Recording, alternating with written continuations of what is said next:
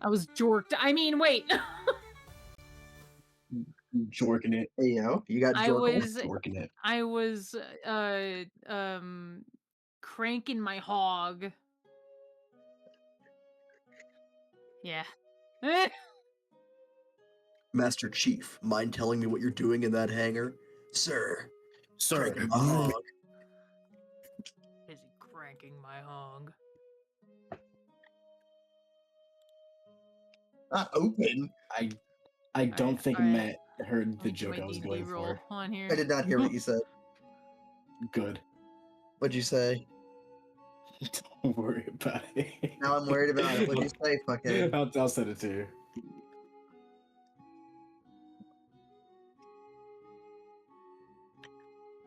Hi, chat, Oh everyone. my god. Are we on twitch.tv/ShaneyCake?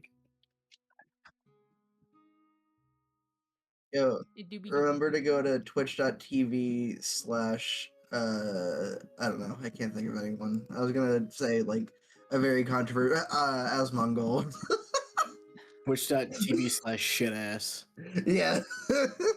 That's what I said, yes. Twitch.tv. Yeah. /shitass. Oh my lord. Oh my Lanta. Oh my god! Oh my god. No, little German boy! Oh my god! Speaking of a European, I'm gonna go and wake up Daniel. Yeah, where's Daniel? I'm gonna wake him up. Give me a sec. The Damster. Somebody Hello, ring the hello, Dingster. hello. Yes. The origin of the ShaneyCake. I just looked at the stream. I would like to point out, Zelda, I saw the text you sent me today while I was cleaning a toilet, and I realize you're at work. I'm so sorry. As you're like knee deep, like just fucking elbow deep into a fucking toilet.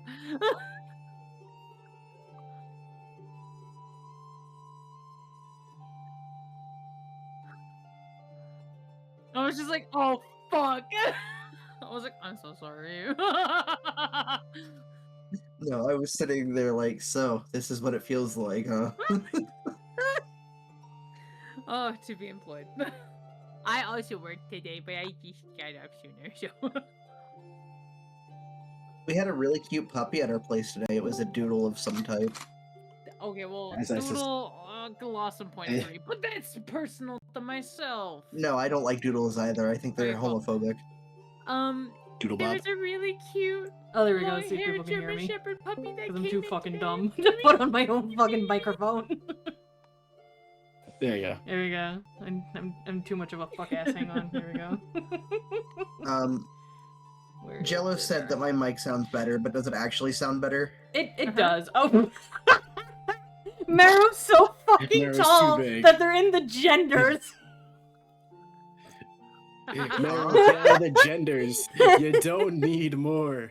Marrow has all the genders. Gender plenty. Oh my god. Genders. Oh, okay.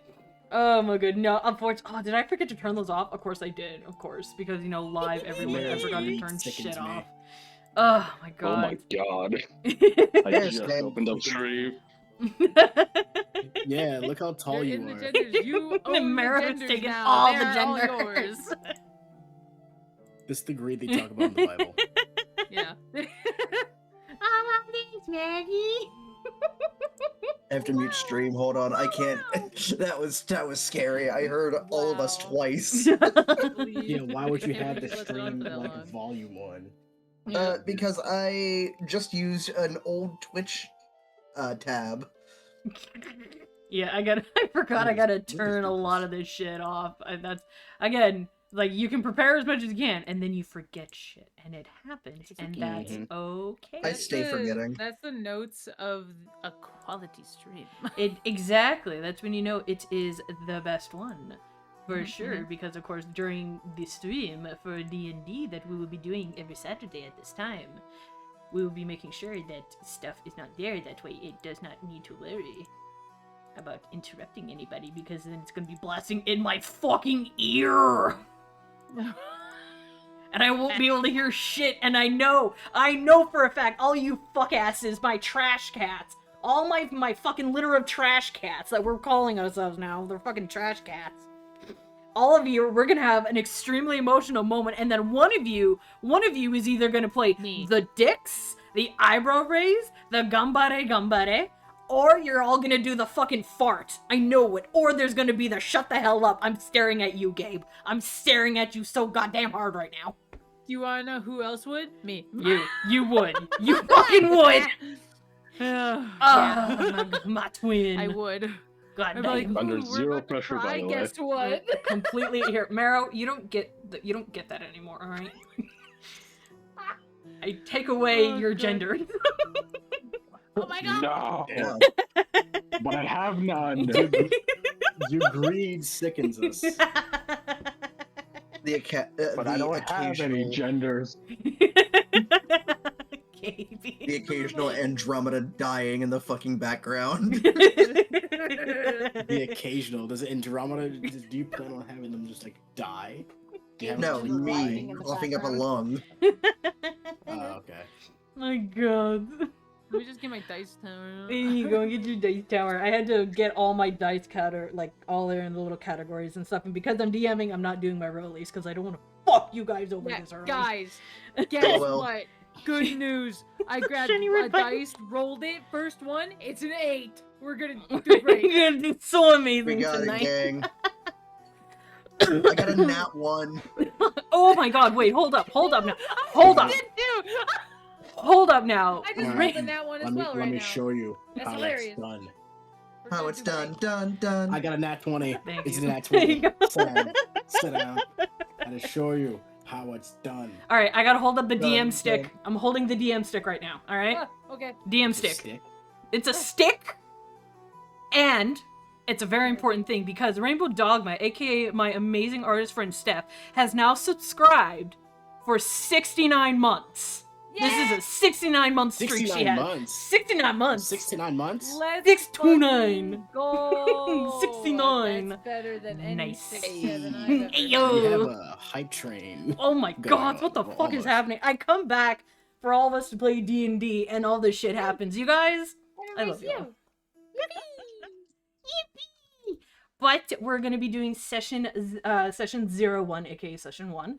Of course, for everyone who is new to the streams, if everyone would like to introduce themselves one by one, if you have any social medias you'd like to plug in, your username and your pronouns, please and thank you.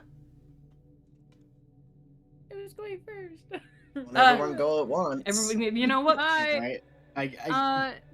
Me, yeah. I am Zelduh. I am Aria tonight, and I am places. I am Twitch, Zel_duh 3 H's.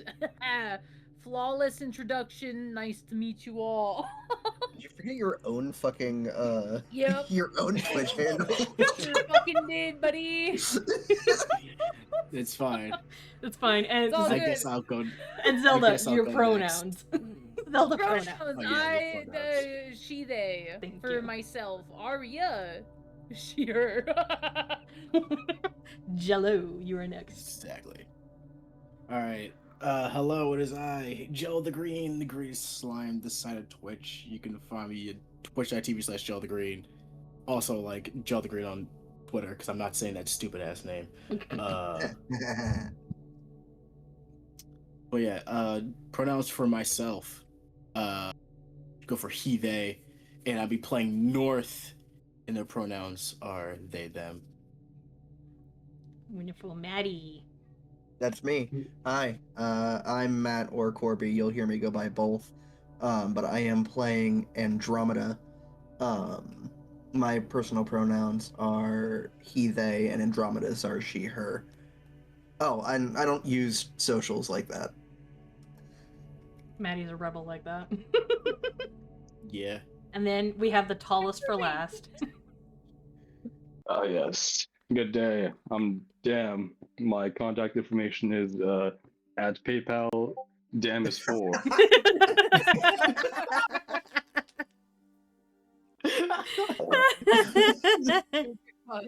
I love this group so much.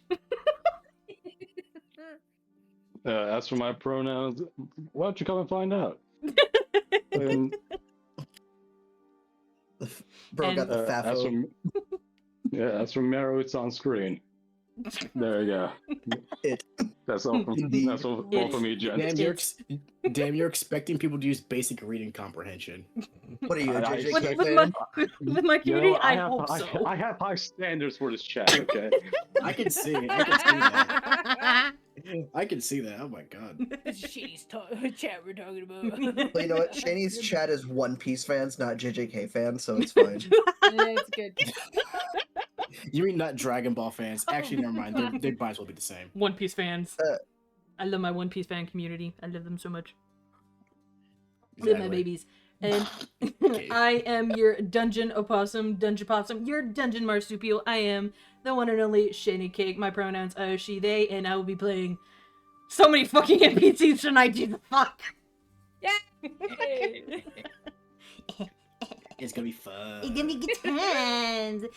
I would like to point out it is 10:12 p.m. and I am wearing sunglasses inside. That again, Yeah. Matty just showing the rebellious That's so spirit that cool, he has. Matt, are you I wear sunglasses inside guy? No. I've got very bad headache and my sunglasses have a blue light filter. Oh fuck yeah, I know. Oh, I Well, have that there you feeling. go. I love that feeling. I can't see shit, but turns away. I just want everyone to know this fact. Mhm. Shady has been playing this campaign for months, and ever since Shady has been like, "Yeah, I picked the date. This is where we're gonna do it." We have been the same level of excitement since it was announced. literally It's like, since. It has not reduced one bit. I've been super annoying about it actually. You're my twin. You're allowed to be. Yeah, I'm like, guys, have you heard about this cool thing? And everyone's like, yeah, we have. And I'm like, okay, talk about it again. One quick thing for chat. You may at some point hear us talk about the Tuesday campaign, just like in passing. Or the That's Friday the one where campaign in passing. or the Friday campaign in passing. I am God on Tuesday, and Jello is God on Friday. I get I Saturdays. play a little elf on Tuesday. She's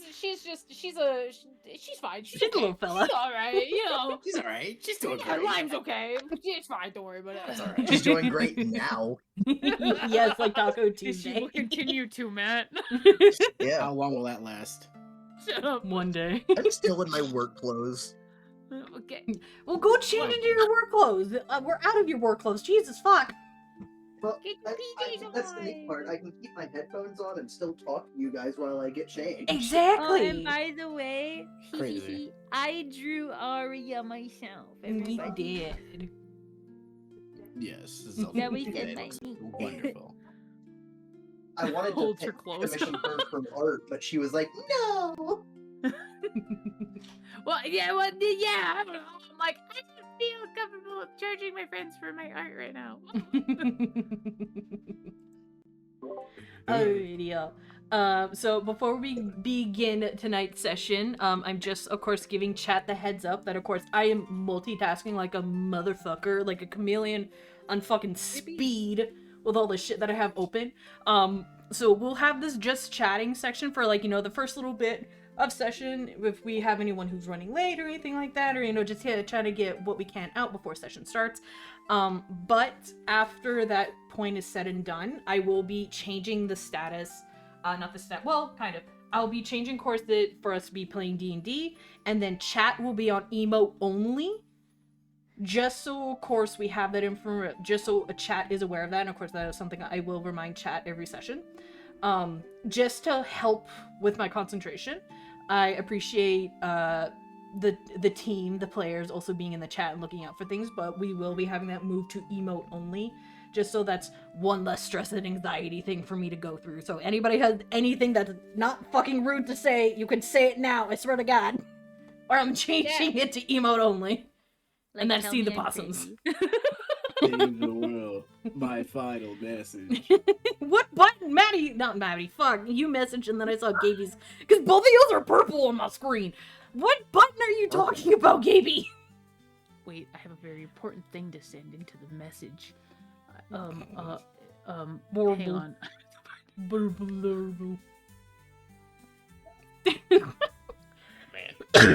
No, you don't get your shut the fuck up button. You don't get that Luna button. You don't get it. No.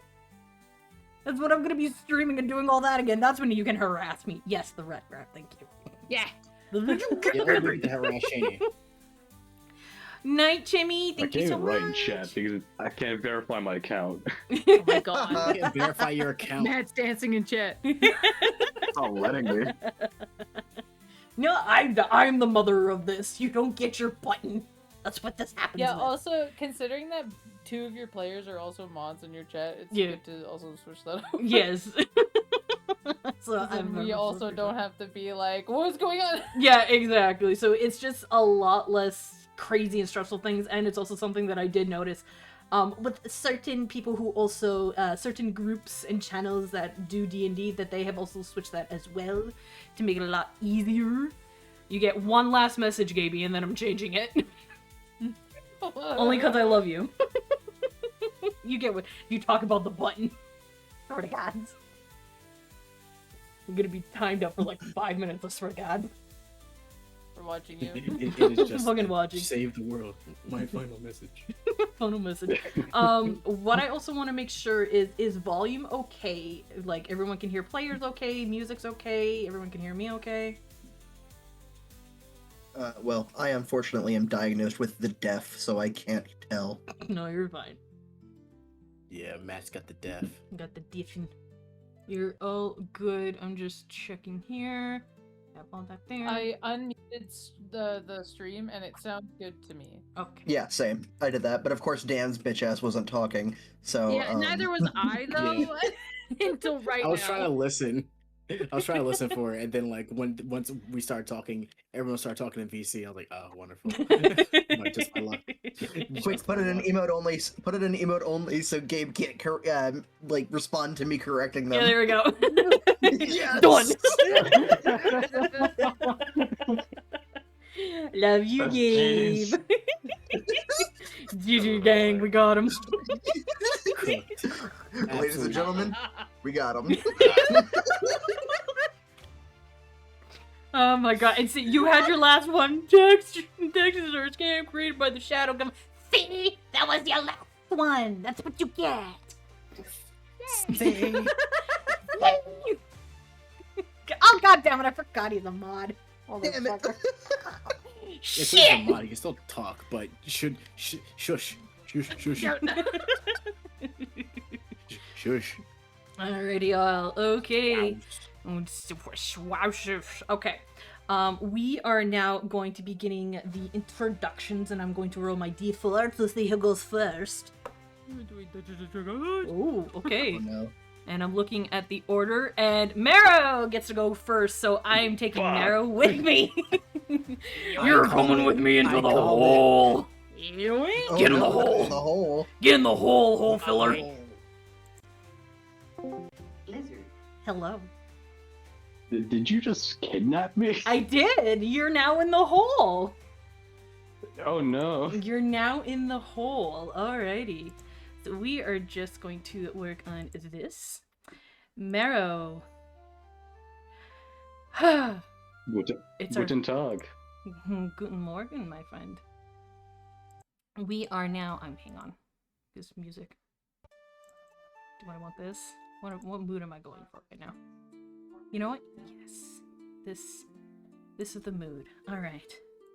Marrow, you have been around your good friend Chance for quite a bit of time. You've been hanging around Chance for almost a year now. What do you remember when you first opened your eyes about 3-4 years ago? Ooh. I remember not being able to move.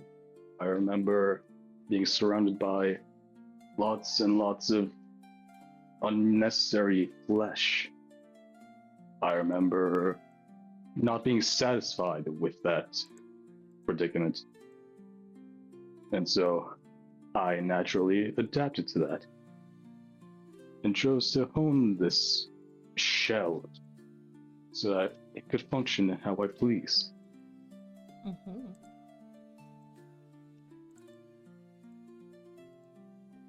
Oh god.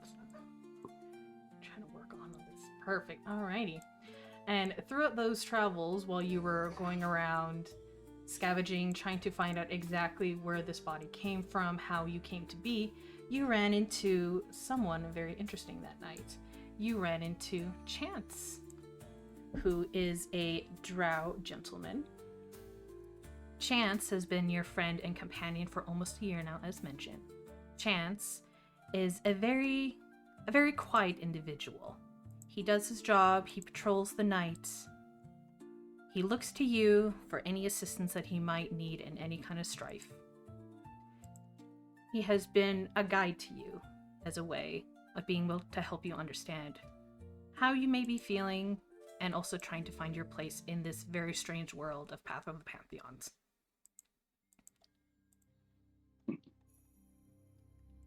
When it comes to this certain time that you're in right now, it is currently looking to be about, I'd say it's about reaching about sunrise right now. And as you sit there with Chance, wearing his twilight garments, his mixes of silver, black, and purple, you see his staff as he reaches out to you, as he slowly goes into the shadows of the trees. My friend Marrow, I must speak with you on a great matter. Oh? What's so important? It has to do, of course, with my family that I have spoken many times about, unfortunately, and it appears that they are now requesting of me to come to a sort of summons or meeting, as they will. You're looking for family advice? I don't got much. It is true, my friend. I do always appreciate what humor you can give me in these troublesome times. However, I actually seek to aid your assistance in this, as I personally don't really wish to be a part of this moment, as I have other things that attend to with greater attention, such as, my garden. I need to attend to that, and also I do need to head back to Hades in order to see my mother and speak with her on a few matters as well that she has requested of me. I see. Yes. Which gods are calling you? Because I'm surprised tending the garden is a higher priority than potentially Zeus. It's an interesting family matter. However, with my gardens, you know how they do need their attention when we come to the different matters of it, whether it comes to the flowers that must be tended to, the vegetables that may be guarded in that one, or of course my teas. And he kind of looks at you, and you know what he means when he says tea. Just through the bonish body of Marrow, you somehow see a smile. While you're away, I very much so would appreciate if you could gather a few components for my garden. My tea has not been feeling as satisfactory as I wish it to be. If you could collect some of these components, and he hands you a small bag and 2 different letters. Take it. Perfect. He hands you this. And I would like for you to make an insight check for me, please. Oh, good thing I opened my sheet. First thing I did, like a good player. Mm-hmm. And that is a 23. Oh, wonderful, cause... Oh, Chance, buddy. Alright. As he hands you the bag, you can see that something is also troubling him. But you can tell he's trying to put on a brave face. This possible urgent matter that he's talking about, that he needs to go to Hades to go speak with his mother Nyx and visit his brother Hypnos and Thanatos. There may be more to what he's saying, but he doesn't want to possibly get you involved, or he feels that it's not something that he wants you to worry about. What's the matter, my friend? Apologies, you've been with me for so long. I sometimes forget how very forward and very insightful you are. I can sense the shaking of your underskin, my friend. Come now. The matter that is... supposedly the matter that needs to be summoned is a conversation that is to be held between not only with my mother, but also with Hades himself. There have been interesting matters of the sort that my mother may not be able to do in her glorious and beautiful night, that I may be able to have assistance along with my brothers. There's another matter that is also going on down there, and he hands you a letter. This will give you the proper sealing to be able to go to this ceremony that they are requesting for.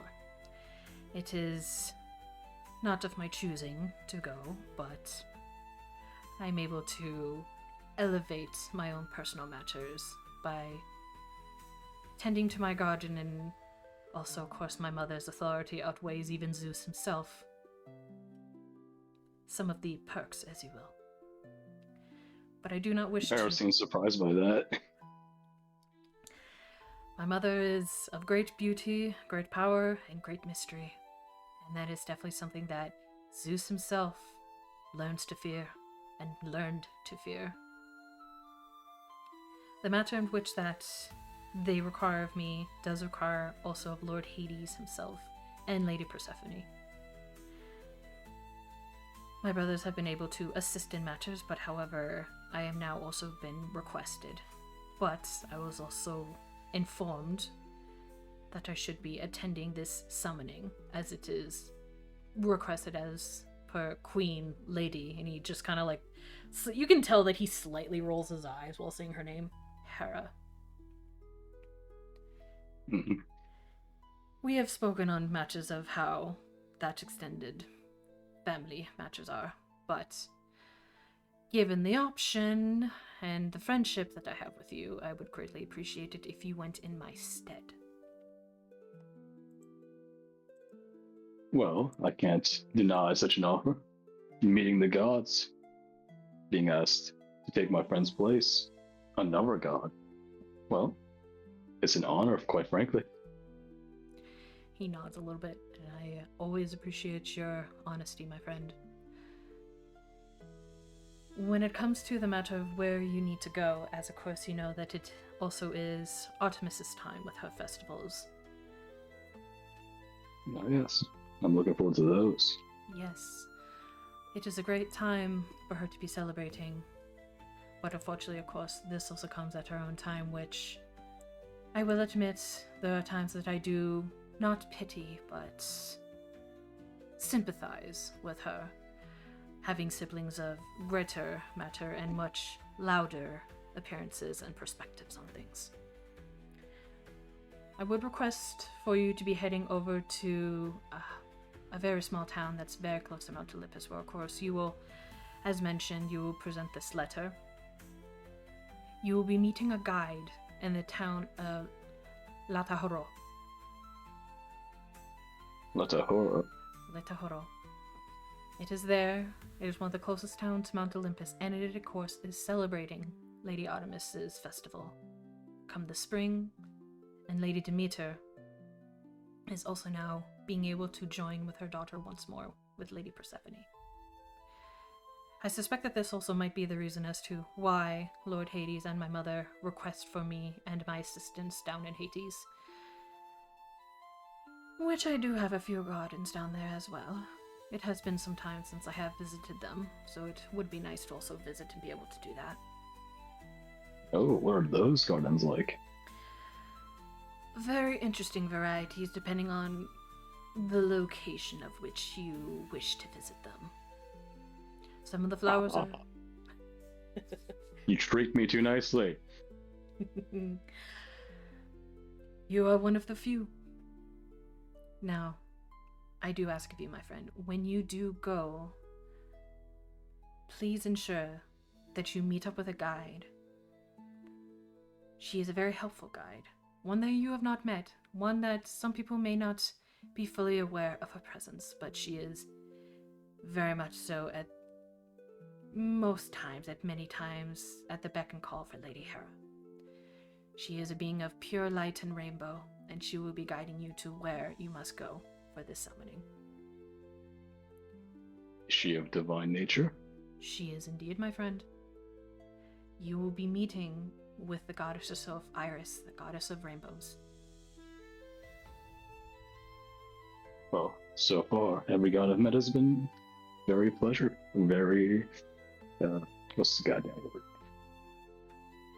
word? Approachable. She is a very kind and very sweet soul. She has a lower energy level compared to Hermes, as some would say. I feel like everyone has a low energy level compared to Hermes. He chuckles.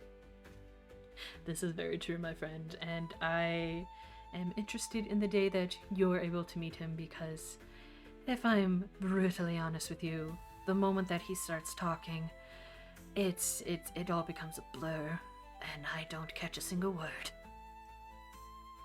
Oh, perhaps I should enhance the processing of some of these systems for the occasion.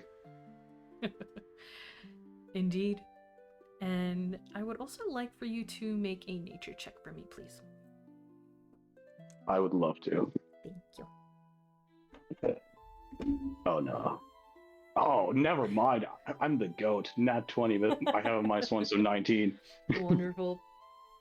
So with this nature check, as you can see, that out of habit from almost being with this kinship with you for over a year, you do see as the sun does begin to raise more and the shadows become dimmer and slimmer, out of habit, Chance reaches out to you to touch your shoulder out of the shadows into the light. And with this, Of course. as his arm begins to extend and touches the sunlight, you can see for a quick moment smoke touch his hands, and he recoils quickly back into the shadows. Immediately body blocking. Thank you, my friend. I do wish to one day be in the sunlight. That may not be for... I'll speak to Apollo or Helios if I get the chance. If you do, please ensure that you are kind to them. Of course, I'll be on my best behavior. Thank you, my friend. I will need to leave now, and he takes his lunar staff, his very thin and long scepter. At the very top of it is a crystallized crescent moon, and a small amethyst crystal is hovering between it, as if that might be its magical power source. And he lightly taps it onto the ground as the shadows start to become more fog-like, and you can see that a door to Hades has now opened. Farewell, Shadow Walker. I'd like to see you again soon. I am hoping the same, my dear friend. And he gives you a nod, and he walks away into the portal, into the shadows, where just for those brief moments, as that was happening, you could hear the screams of the damned and the sorrows of the widows in Hades as he goes into the shadows, and it closes behind him. Sounds like a nice place. Now, the items that he gave you a list of mostly animal bones that he requests, and a few interesting other components that you are very well aware of how to harvest these from individuals. Yeah. Yep. Let me just write this down. You're good. Just in case. You're all good. And in the small bag that he also gave you, which I will also be putting in your notes. I just need to click on things. Clickety click click. In this small bag, bleh, I hate it when it does that. Anyway, in this small bag that he's given you, I'll have you write that down because Discord's being homophobic. In the small bag that Chance has given you, there's a small pile of dried flowers where you can see that there are some, funny enough, that there are some irises and a few morning glories and a few daisies and a few petals of chamomile. So this is something that maybe he tried to make you your own little personal tea brewing bag, but he might have been in a rush to do this. Oh. So it's incomplete. It's incomplete. In a smaller little pouch inside of that, you hear a little rattling when you open it, and you find that he has handcrafted you 2 little 6-sided dice made out of bone. Oh. Now that's awesome. I would like for you to give me a nature check to see if you know what kind of animal he made these from. I'd love to. Let me just roll something really low now. I got 10. You got a 10. Okay, that's okay. So, yeah, you did good. So, with looking at that, when it comes to these animal bones, it looks like this might have actually been a dog's bone. These could have possibly been a more larger creature, but the way that it is very smooth and how it all looks, these were things, this might have been a dog that was, possibly of old age or anything like that from what you can tell from the indents of this. So it could have been an older dog that maybe this might have been something of merciful, but this is also something that you see that when Chance was doing this, he definitely took great care. So they're very smooth, but you can see a little bit of the little fractions in the bone, and you can see that it was very carefully painted with the numbers for it. Of course, all being dots of 1, 2, 3, 4, 5, 6 for each. I love these. I'm going to use them every chance I get. You're about to turn Marrow into a gambling addict. And also what you do find in that same little pouch that the dice are in are 3 gold coins. Oh, fuck yeah. I'm rich. I love being friends with a god. And I will also be putting the note in Marrow's notes, or what you see there.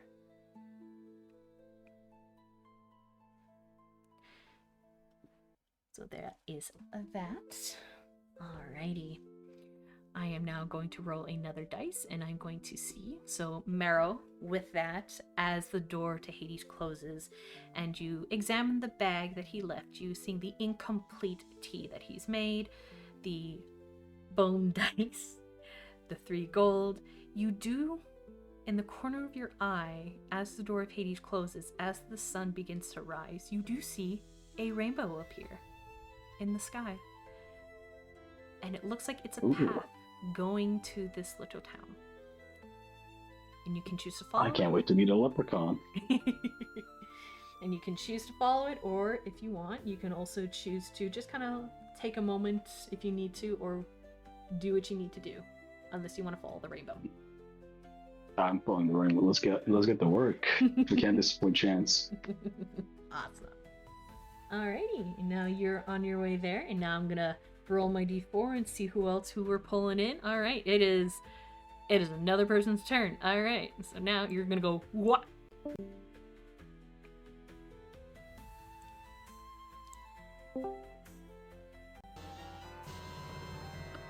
Hello. Water. I wasn't expecting to be pulled away. How you doing? I just fucking did like a whole ass lore dump on the other two, and I was just like, and then also Marrow popped back, and I was like, oh, good timing. Oh god. And then here I am. Whoa. Whoa. I agree. Yes, thank you for the reminder of hydrating. I actually even have my tea, so it's perfect. I was hydrating too, except I was choking on it. It's good times, good times. Alrighty, Aria. Yeah. Oh my goodness, child, you have been on the trail for a while. Mhm. Your little bardy party that you have, if you will, as you are in the, of course, a place that you're fairly familiar, which is, of course, Delphi. Yes. Yes. Now, when it comes to being in Delphi, and of course, being this, multiple trips of going here, as it is quite the popular place when it comes to this, as well as, of course, talking about, various things when it comes to this amazing place, such as, of course, the muses, the oracles, the culture, the Hang on. art. Sorry. Hang on. Oh, there she goes. It's being very cutty and for me on Discord. Yeah, you're like that for sure. Hang on. I'm gonna come.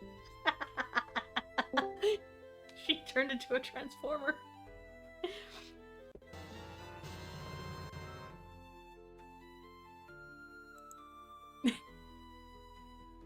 It's not better. Is it better? It's not better, is it? No. Damn, what is happening? I need I someone to literally clip just moved this. over here. I literally just moved over here. What happened? Hello?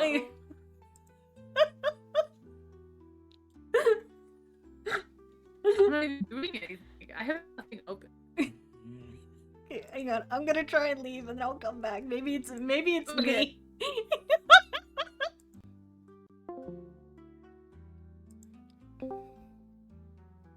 Lizard. Okay. There you go. Hello. There you go, yeah, okay, it might have been me. Jesus Christ. Good God.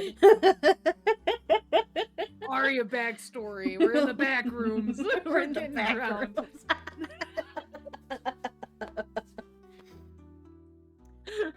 Oh my goodness. First debut.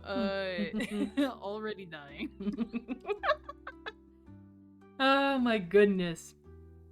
Okie dokie. So yes. You be Aria. As I mentioned, you are hello.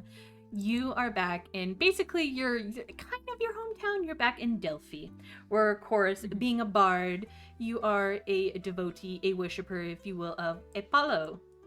When looking at that, of course, you know this place like the back of your red, purple, and blue hand. Yeah. Delphi, you're fairly aware. You know about the culture. You know the ins and outs of this place. You know where the best taverns are. You know really to get the best. You know where to get the best G-string for your loot. That's true. You're I very know how to string it real good. You do. Now, of course, you're not alone in this. Of course, you're with your little group that you have with your orc friend, Rome. And of course, you have Barry the tiefling, and then you have Yvonne the elf. But of course, it's not just the four of you. There is a fifth member. Who is this fifth member with you? Oh, who's this fifth little member? I wonder. This is my little bunny rabbit, Oliver. And how long have you had Oliver? I have had Oliver for 3 years because I saved him from a little trap. He's been your little buddy ever since. And he's been my little buddy ever since, yeah. And how would you describe what Oliver looks like as a little bunny rabbit companion? So my little bunny companion, Oliver, over here with me, he is you know, your usual little hair. He's nice and gray. He's got little spots around him. He's like a nice texture. He's just a little wild bush rabbit type deal. But he's also got a little bit of a splotch on his face. And it's a nice little white patch. And it's coincidentally in the shape of the mask from the Phantom of the Opera. Who'd have thunk it? Mm-hmm. Who would have thunk it? Alrighty. Not me. Not you, you silly Not little me. boy. I dripped and I just went, oh. And how long have you been traveling with Oliver and your little friends for? Been traveling with Oliver and my friends for about a year at this point. We've been around. Haven't gone like too far. But you know, have traveled about. Gathered up decent crowds. Enough to, you know, get a room for the night. And such. But that's not really what I'm here for, so. And what are you here for? Well, I'm here to watch people dance, and I want to make people smile with my music. Beautiful. Very bard energy. Feel the music. It can be within you. And it feels so good. Just so good. Now, before you guys came to Delphi, you were in Athens, but it did not appear to go for very long, but Athens is also a quick skip, hop, and a jump to be able to get there, so it's not a problem. Being back in Delphi, you do have a little time with Oliver as you are meeting up with your bandmates to, of course, play in the center, as usually would be for your spots, to be able to get coin, be able to kind of scout around the area, see what you gotta do, have Oliver dance around and be all cute and dancing about as a little cute little fluff ball, that way you guys can get some more extra coin. It really drums up some extra business, let me tell you. You should get a little rabbit with yourself and dance around your feet. It works. When you do get up from the tavern and you're making your way down, you do spot a note from your friend Rome. And it just simply says, meet in the usual place for our usual gig. That's about it. All right. Yeah. So I would like for you to be able to see if you can do me a perception check, please. The perception check.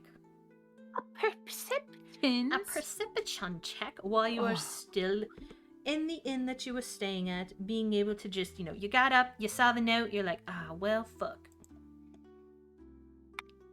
Gotta go make that coin. Hey.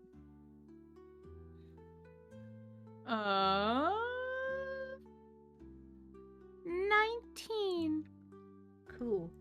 So you do see some interesting characters in this place. You see kind of the usual, you know, you guys have been here for about, you know, about a night, maybe two. So you do see that there are some other compatriots in this inn, at this tavern inn, as they usually do. You do see a couple other places. You thought you might have seen someone that you met a while ago, but the moment that you blink, it's gone. Might have been a figment of the imagination, might have just been some sleep in your eye, you don't know. Little shake of the head, like, tired from singing and dancing all this time. There you go. Now, you can choose see if you want to get food at you know, where you are here. You want to talk to the innkeeper. If you want to get food on the way and do the meetup, that's totally up to you. What would you like to do?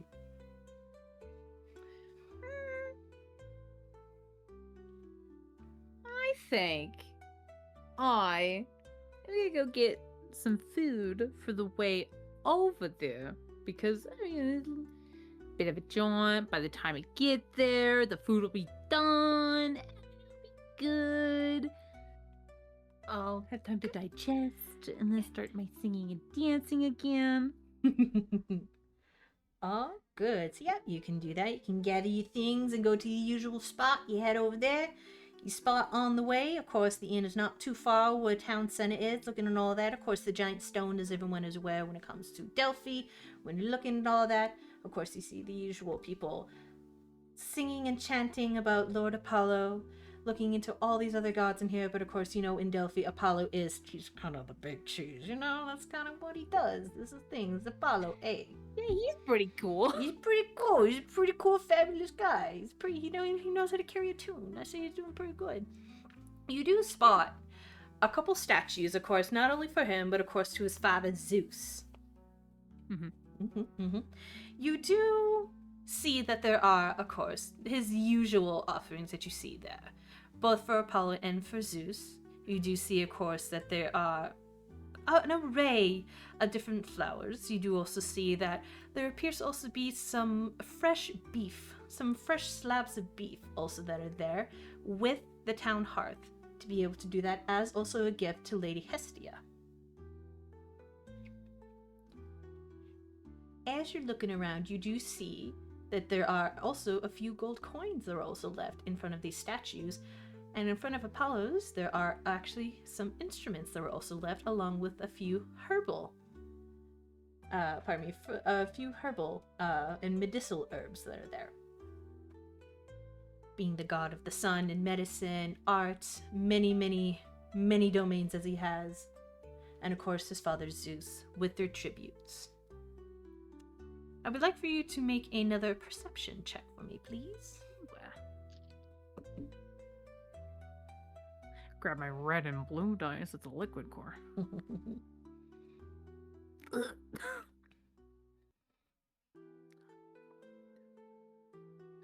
13. Oh, good. Yeah. That's a good number. That's a good number. Good number. That's not necessarily a failure. It's not. What you do see, of course, is, again, you're looking at that as you're walking by. You do see a small little elf girl, and she is just kneeling down to the statue of Apollo, and you see her kneeling as she's praying.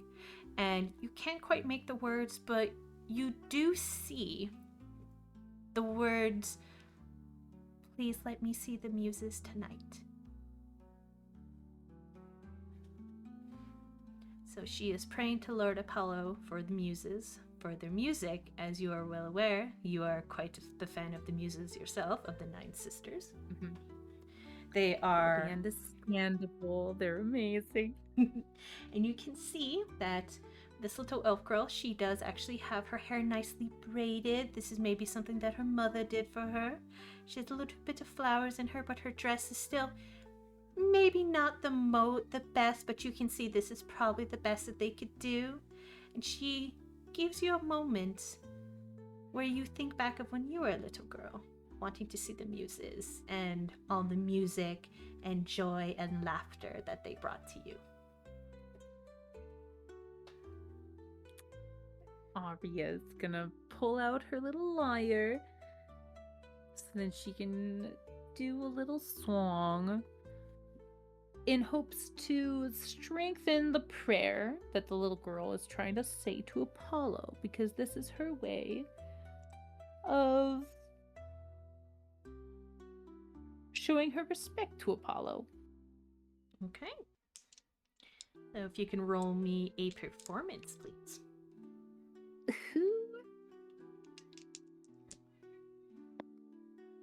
Natural 20.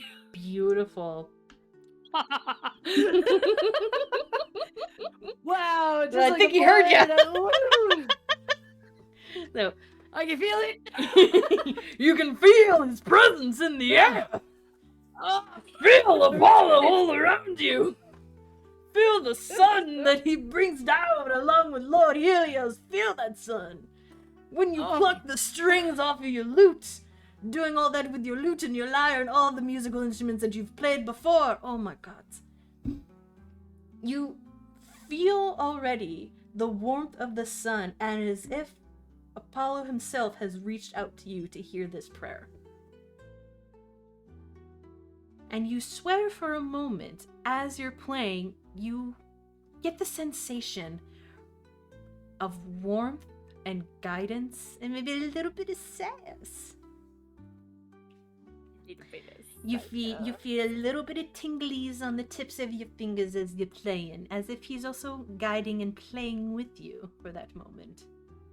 It's a quick moment, but you do feel his presence, and with that, you do see the sun. Very strangely, it seems to not shift, but you do feel as if the rays of the sunlight itself were his hair, reaching down to her and embracing this prayer for her.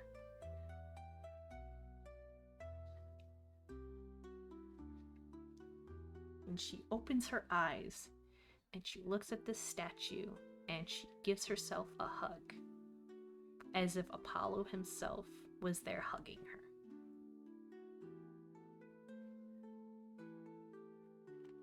And and because of course you were playing this magnificent song to help boost the spirits and morale and to be able to help channel Apollo into her prayer, you do actually have some onlookers. And they're just going, she did that. Oh wow, did you? I think I felt his presence. I think Apollo's here actually with us right now. And you have a few of them actually give you 11 gold coins in total. Oh, yippee! And you can choose to. I wasn't even expecting that. Yeah, you did fucking good. This is it. Yep. Mm-hmm. As her tail is doing a nice gentle sweep, waggy sweep. Mm-hmm. All good. And as you're collecting these gold coins, you do have the option to keep them. You can give them to the little girl. Or you could also, and again, these are just options. If you want to do anything else, that is perfectly fine. Another option you could do is you could also place some of those gold coins at Apollo's statue as tribute, as an offering, if you will. That is up to you. You don't have to do that. Aria will actually, she will go and give the coins to the little girl. And she will place one down for Apollo still. Wonderful. So what I'm also going to say, Zelda, is the moment that you do step over to see the little girl, she turns to you, but something does seem off about her. The moment your hand touches hers to give the coins, you suddenly feel warm, very warm, and there seems to be a light emanating from her eyes now. As she opens her mouth, and all you see surrounding the two of you is light that is as yellow and bright as the sun, as you feel this warmth surround you.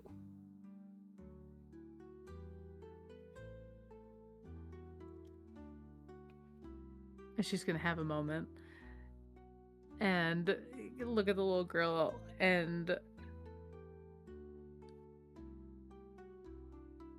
gently squeeze the hands. As you squeeze her hands, you see her begin to shift. This small little elf girl, she starts to grow in height, and her elf ears become more rounded, and her skin becomes a lot more darker. Her entire body seems to change and shift into a completely different being. In this sphere of warmth and light and music that you can hear, as if Olympus itself was singing, and you could hear all these instruments, all this laughter, all this joy you can feel. You suddenly see that you're holding hands with Apollo himself.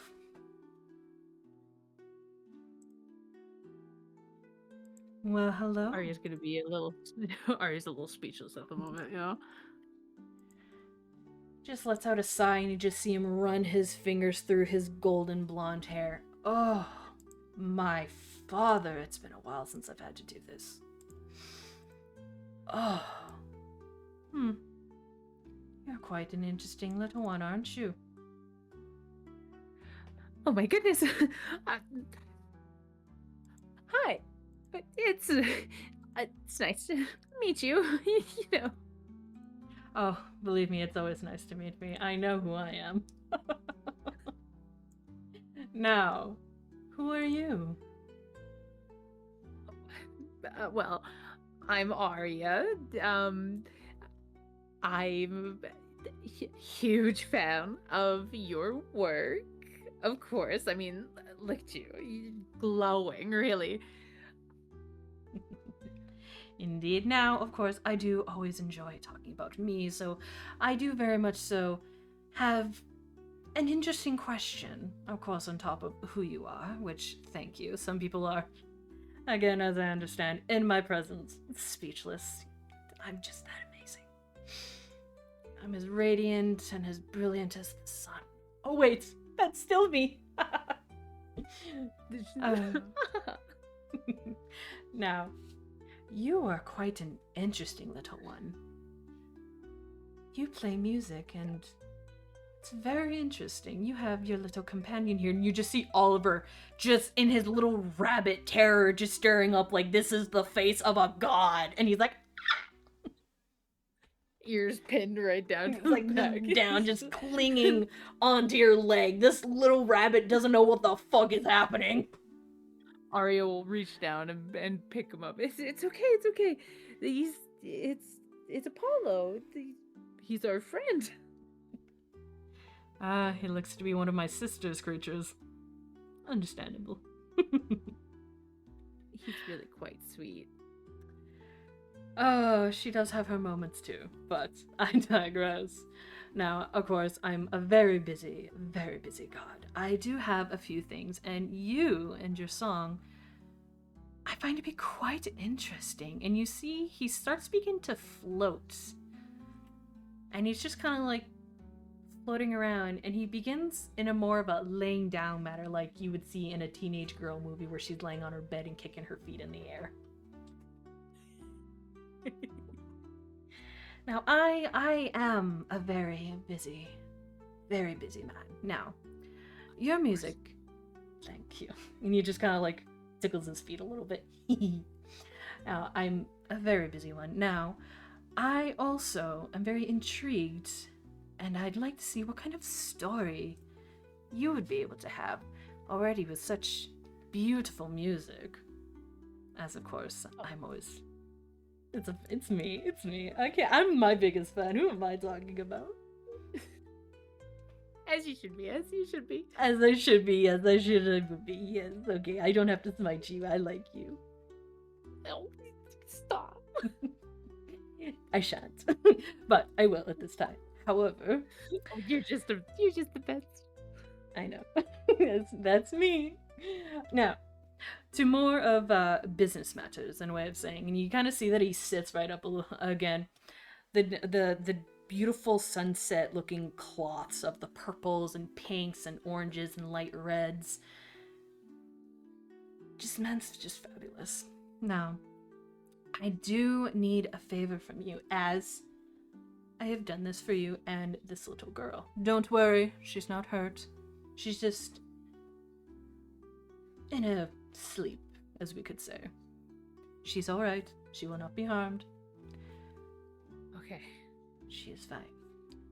What I, however, will require from you... My sister is having her festival, being... so unfortunately not having as much of my presence as I wish would be, but I have to respect her. She respects me, and I do love my sister. Artemis is having her festival, of course, with the spring coming in. And I am looking for someone to help represent me and the devotees and such, as you will, that are a part of all of this, and you are the lucky little tiefling, and he pinches your cheeks. She'll giggle and You get to be my devotee that's gonna be going to this summoning that I'm going to be a part of. little old me. Little old you, indeed. Now, you see with the flick of his wrist, a letter forms. And it appears in his hand, and he just blows it like a kiss to you. She'll gracefully catch it. Now, that is a special place that I would like for you to go, and it's being held with one of the various places that should and always will be honoring my sister's festival with her night activities. It's not as beautiful as today, but again, I digress. I am my biggest fan. My sister is not. I have to respect that, as she keeps telling me. What I would like for you to do is head to the town of Litahoro.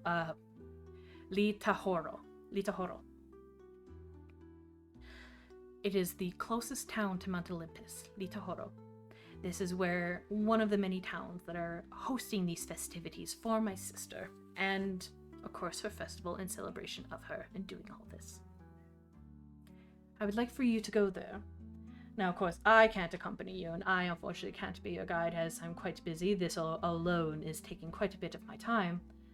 But there will be a guide for you. And that would be, of course, maybe not as fabulous or colorful. Well, to her respect, she is the goddess of rainbows. I have to respect this. She's wonderful at parties, let me tell you. You will be meeting with, of course, the goddess of rainbows, Iris. She will be guiding you and other devotees from each of the different gods in our pantheon. Whether it's my sisters, whether you're looking at someone who may be from the joyful brute, as some will call him, Ares. Bit of the stick and mud, Athena. You catch what I mean, of course. Of course. That is where you will be going. Now, your little bunny friend here, he's not going to remember meeting me. This is strictly only with you. I mean, I'm sure that he'll be okay. Unfortunately, for him, he won't get to remember. But I will, and I'll tell him about you still. I promise. Good. He's gonna give you a little pat on the head. Now, I do have to go, but I do believe you have another friend who I've been eyeing for some time, who's reminds me of someone, I will say. But we shall see. And I will see you there at this summoning. And of course, I do have to say, Lady Hera will be holding this, and you can see that he's very much so just not wanting to talk about her. Alright. Yes. Anyway, you just inhale and you see the light come back to him. Lady Hera is hosting this summoning where myself and, as I mentioned, my sister and other members of our family will be there as well. Of course, I must ask my devotees to remain respectful of what she is saying. Of course. And, of course, with all this, to keep this letter very close to you. If you lose this letter, I cannot protect you. Understood. She's gonna, with her little pouch on the side of her hip, which is just cut off in the stream there, she's gonna whip that open, tuck that in there, and it just goes floop, Wonderful. right in there. He just brings his hands together. Wonderful. All right. Now, your friends, Tyrone, Yavani, or Billy? I'm sorry. I couldn't care less. That's fine. I mean, nothing can compare to you, really. That is the correct answer. Now, they will be having their own invitations to other matters. You need not worry about them. They know that you will be going away for this trip. Do not worry about them. You can go ahead and make to this journey. However, if you do wish to say your goodbyes, I suppose you do have that. You may do as you wish, but I do want to make it very clear that Hera does expect our devotees to be there before sundown tonight. I completely understand. I'll tell them that I had something come up, it was important, and then I'll just head right on over. Perfect. Alright, well, I need to end this shortly. Wish I could talk about me more, but you know, it's alright. I could talk about me to other people. That's why I have my oracles. Alrighty. That'll be perfect, and I'll be sure to make some songs and to sing them in your honor. I would expect nothing more. However, I would expect at least 5 songs before you get there. That's, you know what, that's a fair, understandable. I joke. Forgot the word. I joke, my dear. It is quite alright. I know there are so many hymns to me, and that's... You can just sing those, and I'll be alright. And you see, I mean, I got a lot of drafts in my book. Then you may use those. But I do need to go. I can feel certain presents that require my attention. Oh, you can see that this light sphere begins to fade and the world comes back as the girl shifts back into her form and Apollo leaves her. That was a weird nap. Hello? Ugh. Hi. Did Hi. you have a good little snooze? You know what? I think I did. I think I'm gonna be okay to see the muses tonight. Oh, that's good. The muses are really fun, aren't they? They are. Who's your favorite? My favorite, well, she's not really with them anymore, but it was Arado from before the one that is in there today. Oh, Does that make Mom. sense? Yeah, Mama says that was her favorite too. I know that they sometimes change the muses, and it's interesting.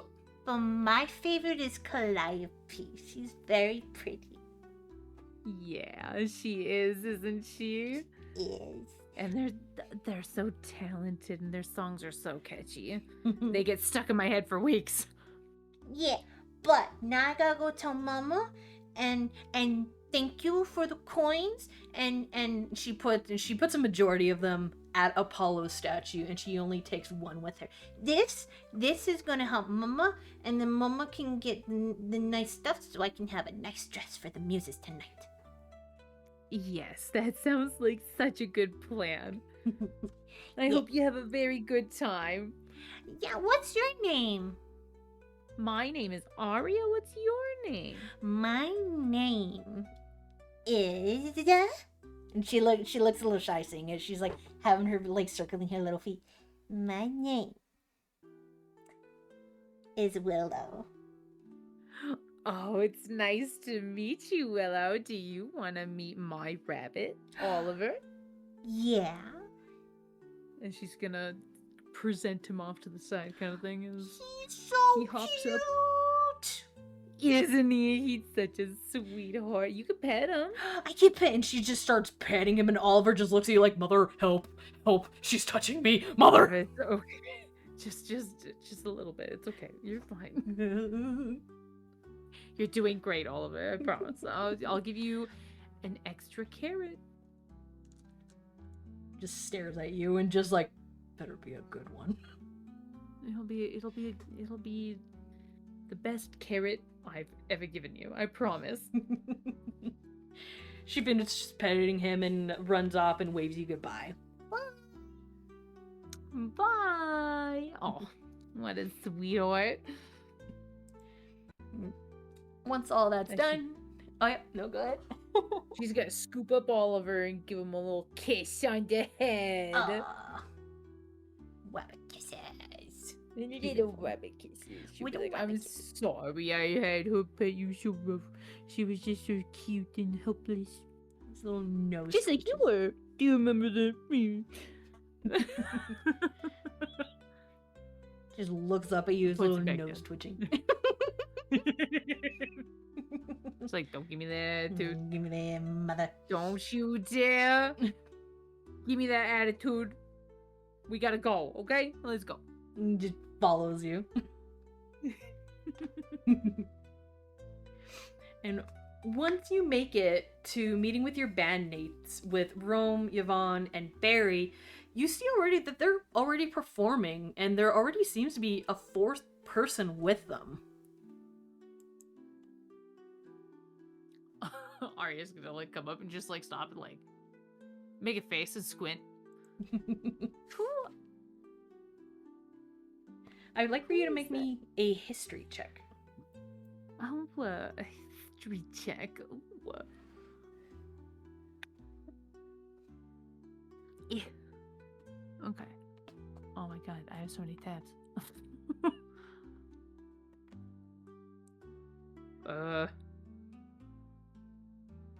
14. Sorry, I was eating a chip. No, it's okay. I really am good at adding numbers together. You are. I appreciate that. Yeah, you recognize this person. This person was already from one of the other bars that you guys were talking to last night when you made it into town. Talking about your gigs, getting to know each other, and you see that she's a furbog. She is a furbog, and she introduced herself to you as Lyra. And she has kind of has more of like a deer look to her, where it's a little bit more of like the deer white freckles and the coloring and her ears. She's just having a time being with your bandmates, and they do notice you as they finish up the song. And Rome comes over to you, like, oh hey, where were you? Well, I was walking up, and then I just spotted a little girl at an Apollo statue saying a song, you know, a fun little thing. And now I'm here. You have a weird talent with kids. I don't know what it is, man. Yeah, it's the natural caregiver in me. Don't worry about it. It's okay. Yeah, well, that's fair enough. She was a sweetheart, though. She was pretty sweet. Well, yeah, I mean, most of the time we get money from kids anyway. Well, their parents, and then they give them, you know. But, we were gonna head out. I mean, yeah, it's kind of awkward with having her here, but she was looking to be joining us, and 5, I mean, it's a weird number. No, you know what? Actually, funny that you mentioned that, because I actually had something come up. Before I left the tavern to come here, was told some news, and I have to actually skedaddle myself somewhere. So, I mean, if she wants to take my spot, go for it. I mean, you know, because I will have to be away for a minute, I think. As you're finishing that conversation with Rome, you do hear a voice, a very familiar voice that starts getting closer to you, and you hear the usual the sound of his boots against the ground, and he's like, well, I mean, she's way better than any talent that Bambi over here can do. And you see someone very familiar from 3 years ago that you last saw, and it is August, the half-elf ginger boy. Your son in disguise. And he is just, you see that he's in some baggy clothes, some very strange, where it looks like he has some baggy, dark colored, like a mix of a brown and red. You can't really quite tell if it was more brown or more red. A lot of blacks. You see also his hands. From the last time, they're more wrapped up. And you do also see around his neck there are some bandages as well. And he is also wearing a very interesting set of sunglasses with orange tints to them. I mean, you know what they say, information travels faster than light, and, you know, that's all happening. What's up? And Aria's gonna turn and be like, well, speak of the Everdark, and he appears. Oh my god, it's been a while. And she gives him a big hug. He's like, oh, it's me. Oh, all right. Oh, thank Hermes. All right, thanks. Whew. And he just hugs you back just so tightly and just spins you around. And you did good for these guys. Everdark's not coming for you just yet. Nah, but listen. You're on thin ice. You're always on thin ice. Nah, it's fine. You can lie to yourself. It's okay. I know. It's okay. Nah, you're better than these losers anyway. They can't play themselves out of any kind of bucket. You kidding me? Everybody has their own amount of talent. I mean, realistically, nobody can be as good as our great Apollo. Let's be so real. Yeah, just like 2 seconds, shall we? All right. What brings you here? Actually, you. I'm actually here to see you. I got this letter, and he also pulls out a very familiar looking envelope, very similar to yours. Like, I got this thing, and I was told to meet up with you, and again, like I said, information travels faster than light.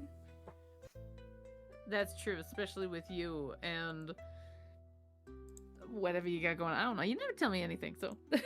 Listen, I'm a very busy person. You know this about me. But you never call, you never send a letter or a pigeon. I mean, how do you send a pigeon when I don't know where you are? I don't have no goddamn what is that spell? And he's snapping his finger. Oh, the sending spell. I don't got that. What do you think that is? Listen, I feel like you should just know. My God, Nah. like, don't you love me at all? Oh my God. Listen, you left me for 3 years, and now I see you replace me with what is this? What is this? And he points at Oliver. You replace me with a rabbit? Now, last time, hey, you leave Oliver out of this, first of all. But second of all, last time I remember, you told me you had a job you had to go do, and you disappeared. Well, now I'm back from that job, so you're welcome. Oh my God. Okay.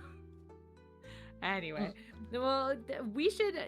Sorry, Rome. We should probably get going. We're gonna catch up, and we gotta go do that important thing that I was talking about. He's just frog legs. What are we talking about? I blinked out for like 2 seconds. Oh, it's all good. So, like I was saying, funny story is that something came up for me, and so I got some plans to go and do, and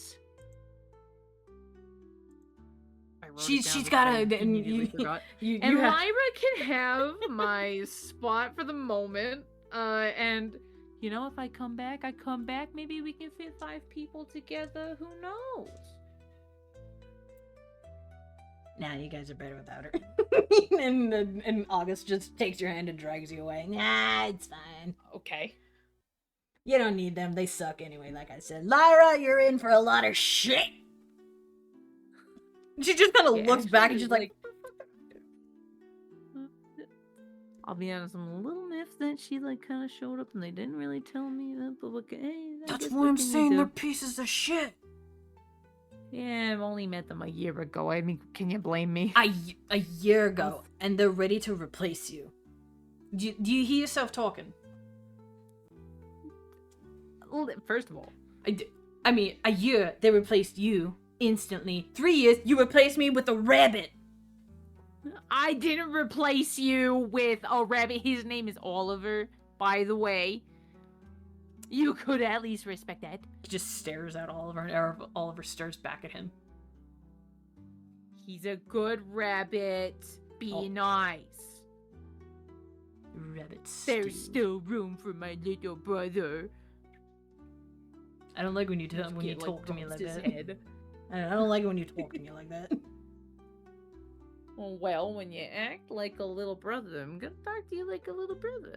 Well, here's the thing, though. I'm the better brother because you see him pull out a little pouch. He's like, yeah, that fucker didn't even realize what was on him.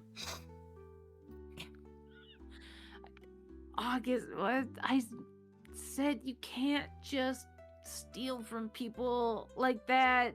Yeah, but they're They worked hard assholes. for that. They're assholes. Listen, and he pulls it out, and you see they didn't have shit. Look, they got like what, a bag of buttons? Who the fuck carries buttons? Why Who the fuck carries Avatar is buttons? gonna come Who? for your fucking toes. Come on. Over buttons. I have to I'm pretty sing sure. a song to ward him off now because you pissed him off. Nah. Once again. Nah. Listen. And starts plucking away. Got some goddamn buttons, and he throws a piece of a carrot And at Oliver. August is gonna get eaten by the Everdark. Well, you know what? Then I can keep these 2 gold in here for myself. This is mine now. Well, fine, do whatever you want with Right. it, being a little bitch. And all these carrots in here, and he pulls out the carrots and just flips off Oliver and puts them back in the bag. It's All mine now. right, well, you don't have to tease the poor thing. I can do what I'm the little brother. Yeah, Needs to learn the see, packing little- order. God, we're supposed to travel together now. We're supposed to travel together. That's what I was told. Got one of these goddamn, Well, I guess you know, let's get these traveling, Zeus staking because letters. I was told. August? What? What? I was told that we gotta get there before sundown because otherwise Hera's gonna be pissed. Yeah, so you know what you gotta do, and he like makes the mouth out of his hand. Gotta start doing this, and starts walking. Gotta walk and talk. You know how to do that. The dramatics from you, alright. I learned it from you. I don't know where you get this. And the 2 of Couldn't you. possibly be me. I didn't even hear you say it the first time. It's at the window. That's crazy. And the 2 of you set off. Yippee! And out of my hole.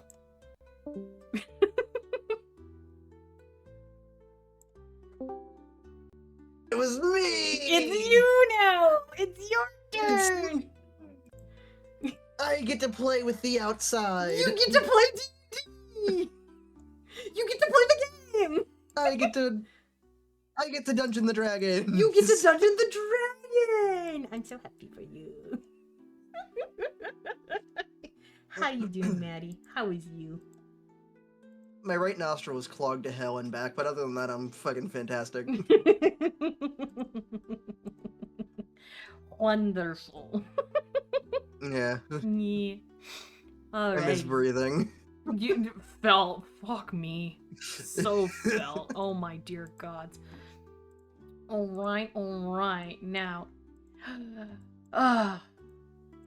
as Andromeda wakes up in her home, her small little, very small little hut that she has for herself, all the way in Sparta. I want you to describe to me what is in her room as she awakes for the day. As Andrew. Oh, fuck. Sorry. Perfect. I've been awake since 7 o'clock this morning. More bad. Just use it. Use that method. Use the method. Yeah, literally.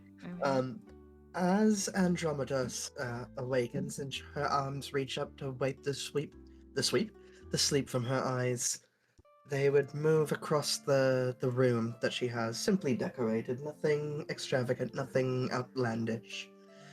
A few mementos from jobs past, nothing that would really catch someone's eye, though her spear and her shield are propped up proudly on a weapon stand.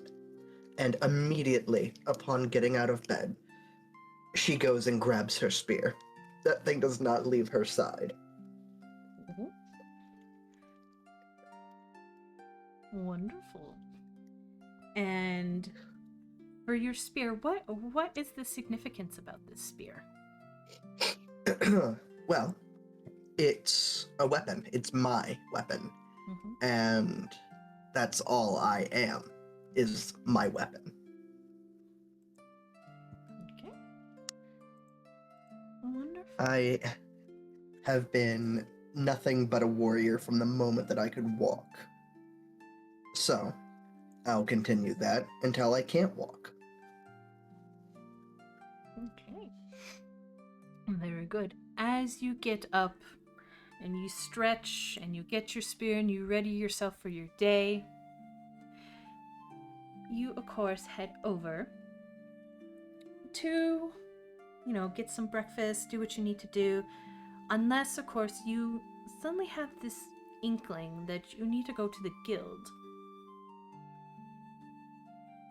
Oh boy. Guild. Okay. What type of vibe is it? Is it Yeah, it's okay, go ahead. Is it like a gut feeling, or is it that nagging voice in the back of my head? It's a little bit of both. When it's a gut feeling, it feels like someone, lightly punched you in the gut. And you kind of get this feeling in your ear that something is calling to you to tell you to go there because there's something very important. Something instinctually, something in you by instincts. My God, your instincts are telling you. I'm tired. Yeah, right. Your instincts are telling you that you have to go to the guild, and there's someone or something that's waiting for you. I hope my mic did not pick up that noise my throat just made. No. Okay.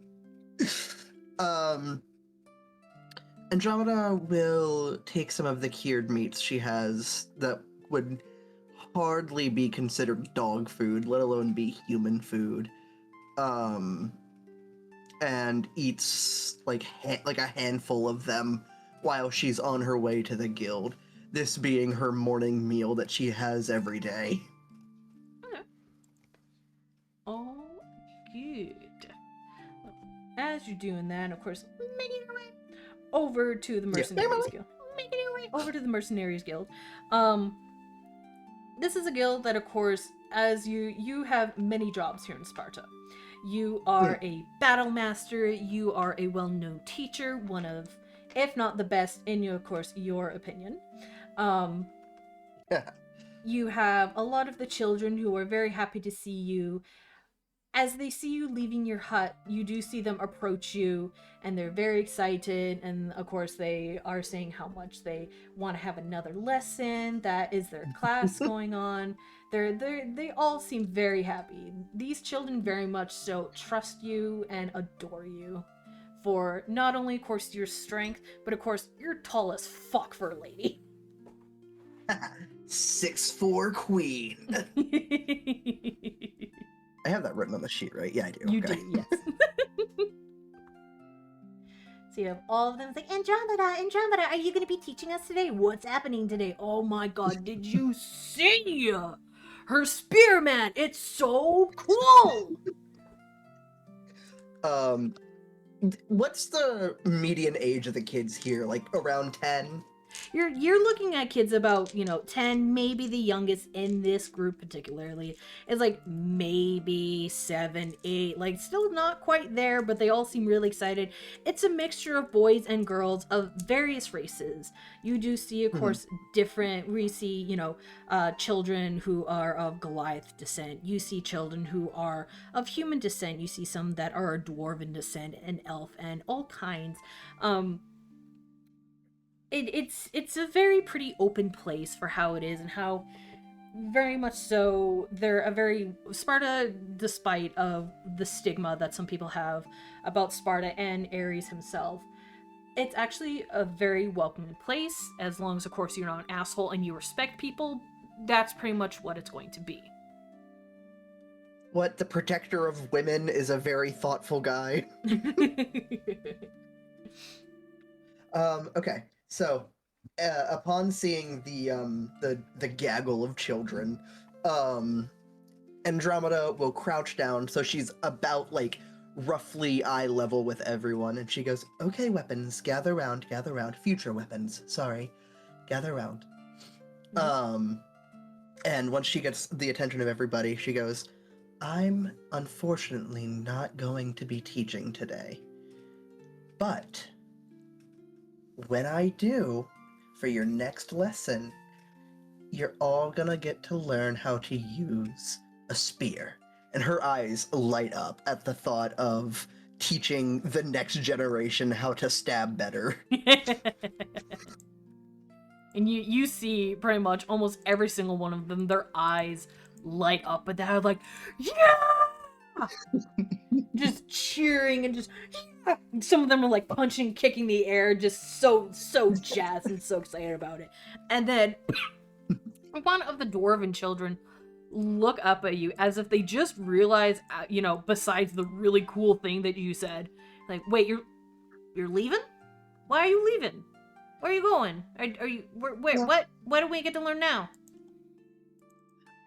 Do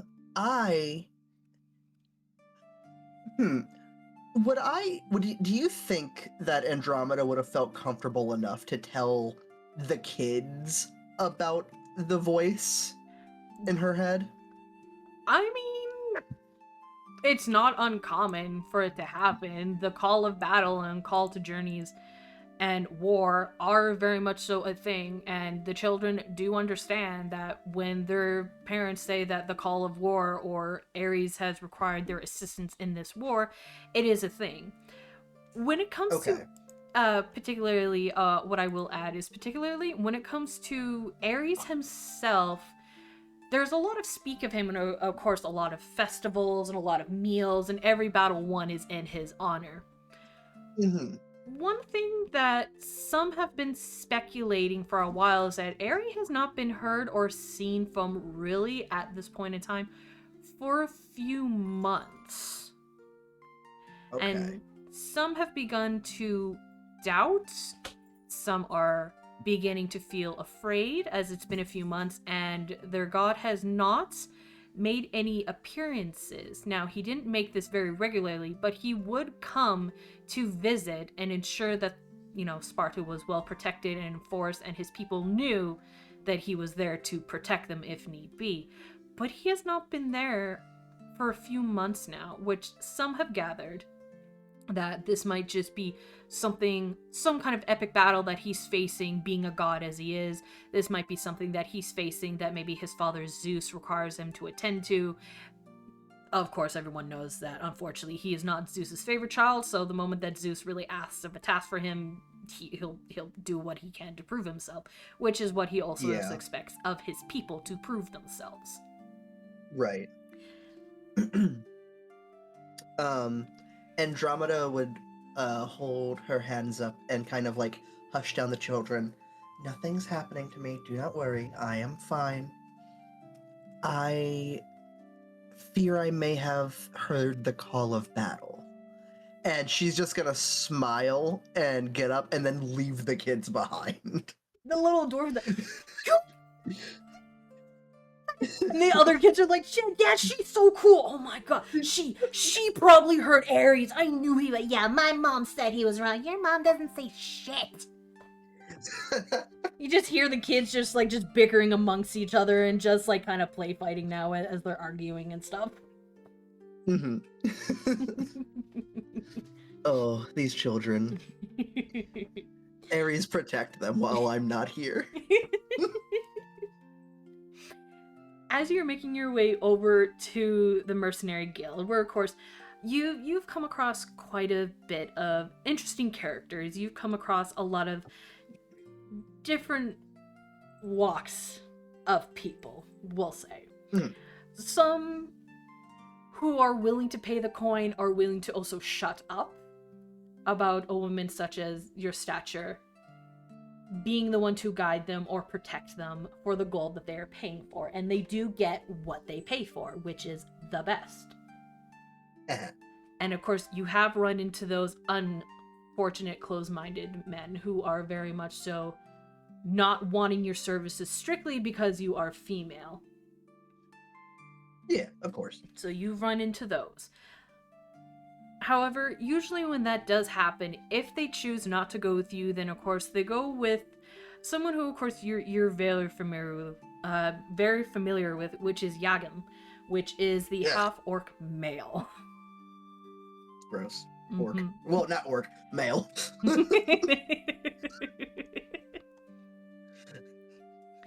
And he has a very opposite color scheme to you two, just as, of course, most rivals would be doing with this, where as you wear a lot of reds for Aries, a lot of your bandages, showing your scars as these badges of honor that you have with looking at this, with your beautiful pink eyes to stand out, along with your beautiful white hair. Yagam does not have hair. He's bald as fuck. The man's head is a fucking globe. That's how bald he is. Damn, imagine. Could never be me.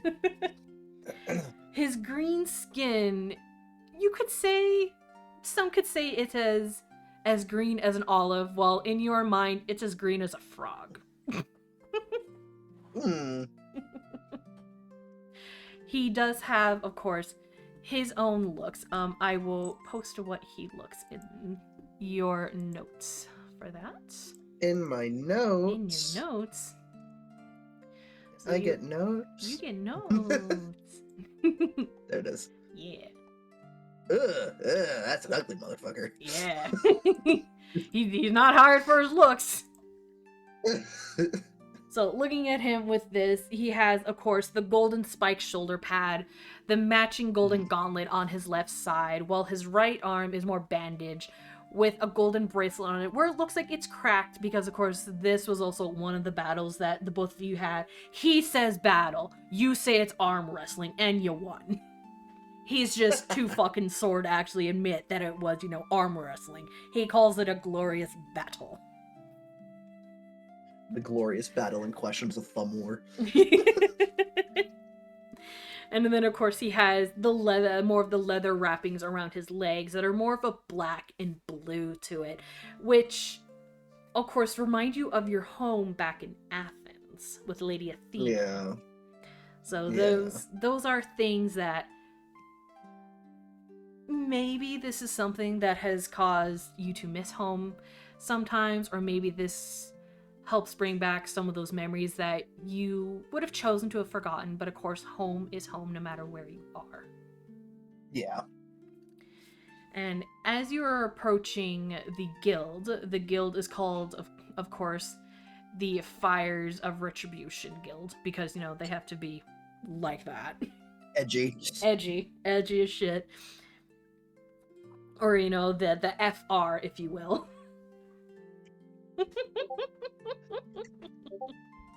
FR. FRG, there you go.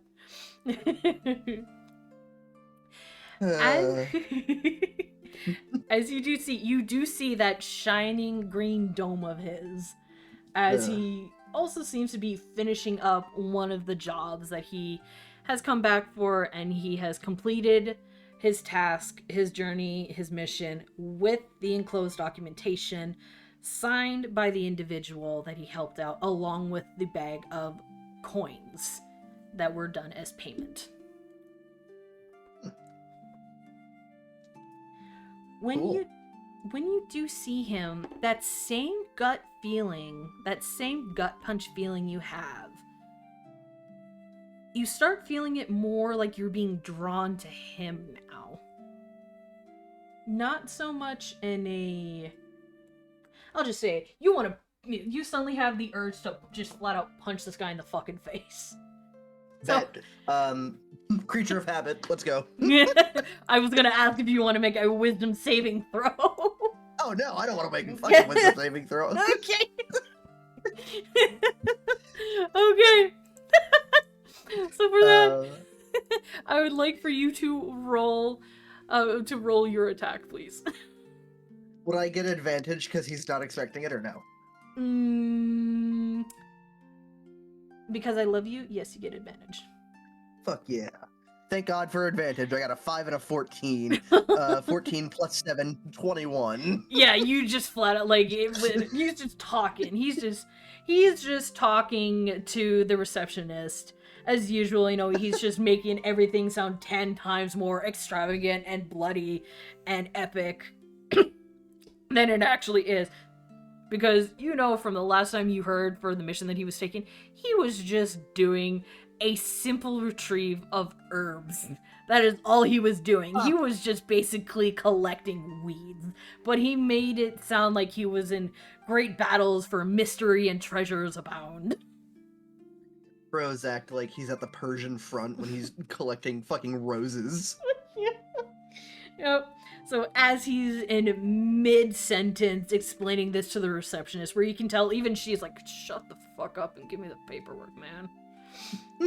You just instantly instantly deck him right in the face, and you hit him so hard and punch him so hard right into the cheekbone that his head slams right into the desk and fucking bounces. Jesus, I dribbled him. And he is already out cold because I was not expecting you to fucking roll that. Andromeda's gonna look down at him while he's knocked out, and she goes, can I turn in his work for him? The receptionist, where you can see, and she's human. She has short brown hair, she has a nice olive skin, nice complexion. She's wearing a fairly similar toga to you, but of course it's covering. She doesn't have the gahungas as you do. She's quite smaller. She's about average height, and she does have average proportions. But the moment that you do that, she instantly backs up, and she's like, "Oh, Andy, shit! Oh, Aries! Oh, you should have did that 5 seconds earlier. Oh, you would have saved me so much more. But you know what? Sure, the guy's a dick." Oh, I'm just kidding. I don't like him. I don't want to steal his work. Listen, he was collecting herbs, and he made it sound like he was going to war or some shit. Well, I can. How heavy would you say he is? Would I be able to sling him over my shoulder? Make me an athletics check to see if you can. Athletics? Because he is quite heavy, and he does still have his armor, and somehow, by sheer grit, he is still holding on to his battle axe. Damn. Okay, well, I have a +7 to athletics, and I rolled an 18. So 25. Perfect. Yeah, that's no problem for you. You instantly, I don't know if you watched Trigun at all. Did you watch the original Trigun? I did once, forever ago. That's okay. Basically, you lift him up he's not even a sack of potatoes. This is just nothing. This is just he's a pillow to you, and you just flump him over your shoulder. And the battle axe, the moment that you put him on your shoulder, is let go, and you can just feel now more of his body weight, more of the dead weight, and you suddenly realize that he's now come to the moment that you flop him over your shoulder, and now he's just dead weighting you. Fine, I drop him. I don't give a fuck. Fuck you. Oh, fuck. First you punch me, and then you drop me. What the... Actually, darling, I dropped you twice. Nah. And I'm gonna keep walking.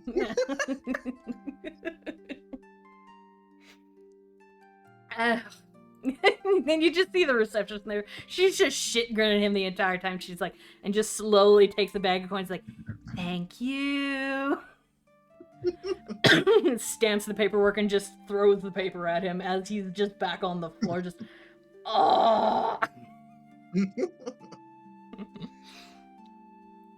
I have a cat. Hi. Hey, you, BB. Oh. Is it a Kuro or is it a Chloe? It's a Chloe, BB. Hi, Chloe. Hi, Chloe, BB.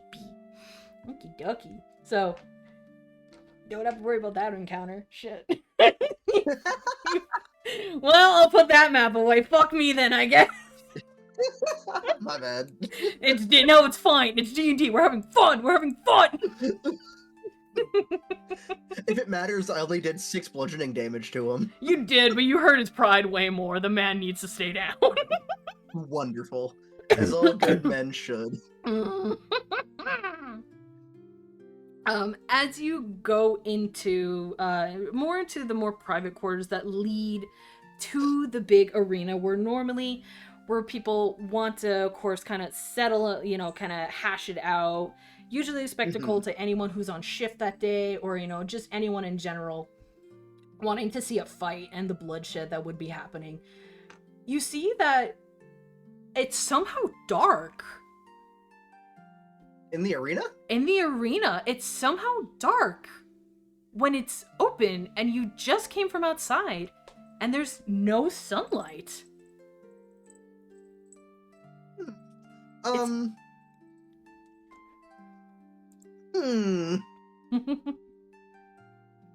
don't like that. Fuck it, we ball. I'm gonna walk in. Okay. Spear in hand, of course. I'm armed at this point. I'm not fucking with this. No, fair enough. With that, of course, you don't have dark vision, so you can't see shit. Nope. Nope. Dark as shit. I am effectively a human. You are. Oh my goodness. So, as you meet with the darkness, the courage in you keeps telling you to go forward, to keep moving forward. This is the same gut feeling that you had. Not only, of course, getting up and telling you to come to the guild, and then telling you to punch the shit out of that guy. And now, this same courage, this courage that's inside of you is telling you to keep going forward and go further into the darkness. And this is what it's like to go even further beyond.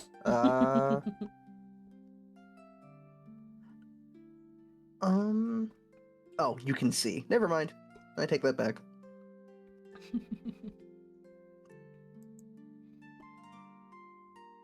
So, you can choose to continue going, or of course you can also choose to because of course with and of course I feel bad I can't remember how to properly say the race's name. Kalashtar? Kalashtar. Kalashtar, thank you. You can also use your Kalashtar ability of course telepathy to see if there's anyone in there or anything in there that you could communicate with. See, that's what I was gonna go for, but it specifies any creature you can see. Fair enough. Oh, good. Okay. But Aries don't raise no bitches. I'm walking in. Oh, good. Okay. So as you keep moving forward and keep doing this for, I wouldn't even say it's been 5 minutes of you walking and doing all this together. Doing all of this, you then find yourself more intrigued. This voice now starts, it feels like this gut feeling is now starting to vibrate inside of you, where it seems more of like excitement of the unknown, and if there's something here, you're more than happy to like beat the shit out of it and prove you're worthy to Lord Ares. Yeah. Hell yeah. So, going through that, another thing that does happen while you're in the darkness, apologies, I'm just getting my notes about this. Good.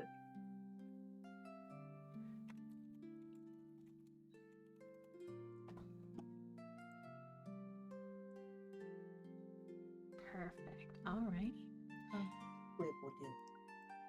One of the things that are going to be appearing to you is you see in the distance, not one, not two, but what appears to be 3 sets of red glowing eyes in this darkness. as you start to hear the sound of growling. Shield up, spear back. Mhm. The creatures seem to not quite be hostile yet. They seem to be waiting for something. Do you choose to go forward? You can choose to try to speak with the animals. Or you can choose to go in head first or defend yourself. Actually, factually, to use this ability, the creature must be able to see you. The mind link does not specify that, the creature needs to be able to speak in order for me to communicate, and I can see it. And it very clearly can see me. Mm-hmm. So, I'm gonna mind link with what I assume to be Cerberus. And I'm going to just say, hello there. It remains quiet. And as you see the 3 sets of the red glowing eyes that seem to be together, they do part. But they seem to start moving around individually. As if maybe not Cerberus, but something of akin to it. What brings you here, fresh one? Call it a call from beyond. You can hear it inhale as you speak.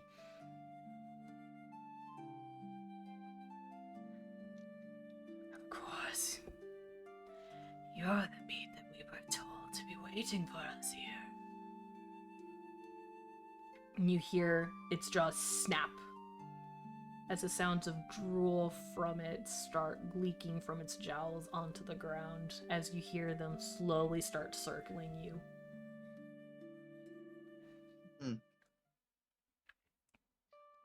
The last creature to say I was meat wound up in pieces. Is that so?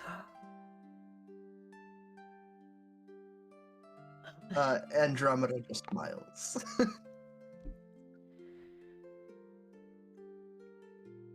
I must ask you, what truly brought you here, Schmidt? Like I said, a pinging in my voice, a feeling in my stomach. A pinging in my voice? I meant head. A pinging in my head, a feeling in my stomach, a voice, many things, really. My legs, the wind. Aries, perhaps? She kind of shrugs. These do look quite delicious. Oh, thank you. And she tucks some hair behind her ear. We were sent by someone, but not of failure.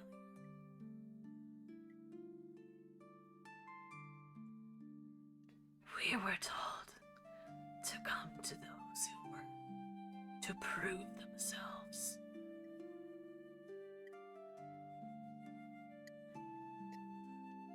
And how might I prove myself?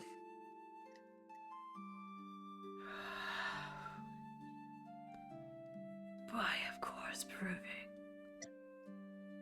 if you are fresh meat or you're a courageous one. I don't fully remember the difference between the two, but they all taste the same.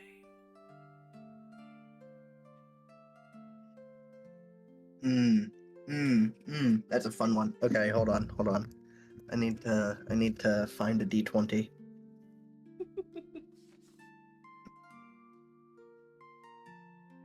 Okay.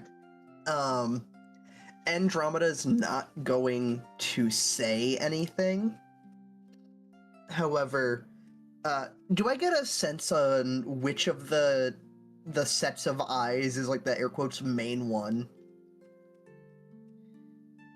Roll?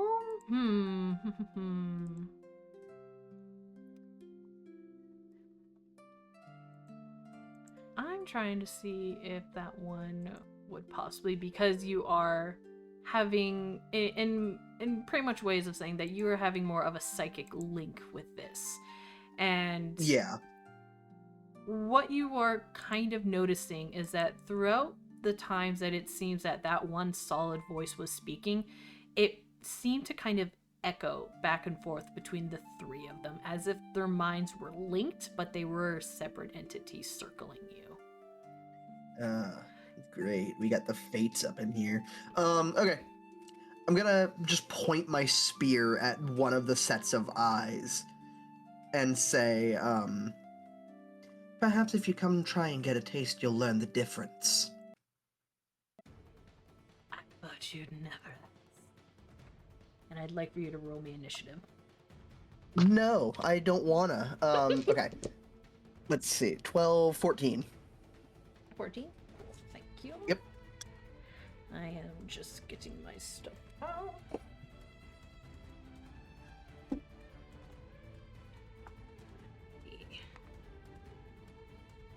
I put it in my notes channel too, just in case you need it for anything. I appreciate that. Thank you. Mm-hmm. I've also lost my notes channel. There it is.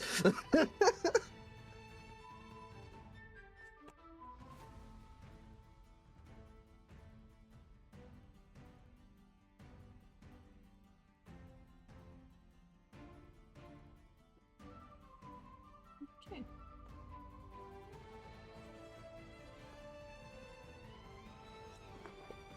Okie dokie. With that, the set of eyes that appear to your right, it gets to go first. Fuck. Okay. Mm-hmm. And because it's in a pack, this creature gets advantage on attack rolls. Oh boy, howdy! I love pack tactics. Ooh, that's out of there. Ooh, beautiful. Okay, and then I just need to make sure that I have this up with her sheet. There we go. Beautiful. Thank you. Alrighty, now, because I have math to do. That's what that is. Okay, thank you. So it is going to lead in with it's going to lunge at you with a bite attack, and that is going to be Okay. That is going to be 21 to hit with that advantage. Unfortunately, yes, that is indeed a hit. Mm-hmm. But of course, this is piercing damage, and you have resistance to this, correct? But I'm not raging yet, so no, not yet. No, okay. Alrighty. Well then, alrighty. So with a hit for that one, that first bite, I want to turn that on, that'd be great. Okay, thanks. 62 damage. Well, What? 10 damage from that bite. Okay. Hey now, gamer. Let's hold up, dog. Don't be rash. I can only take 4 of those, really. Yep.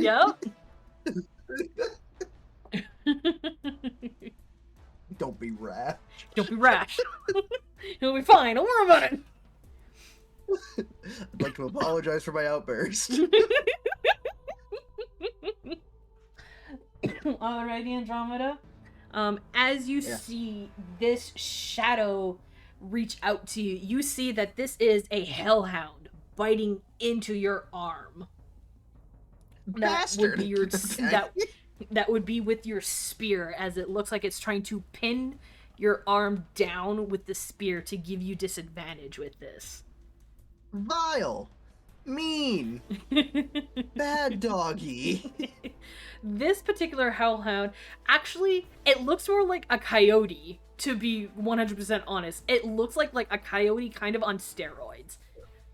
Oh, okay.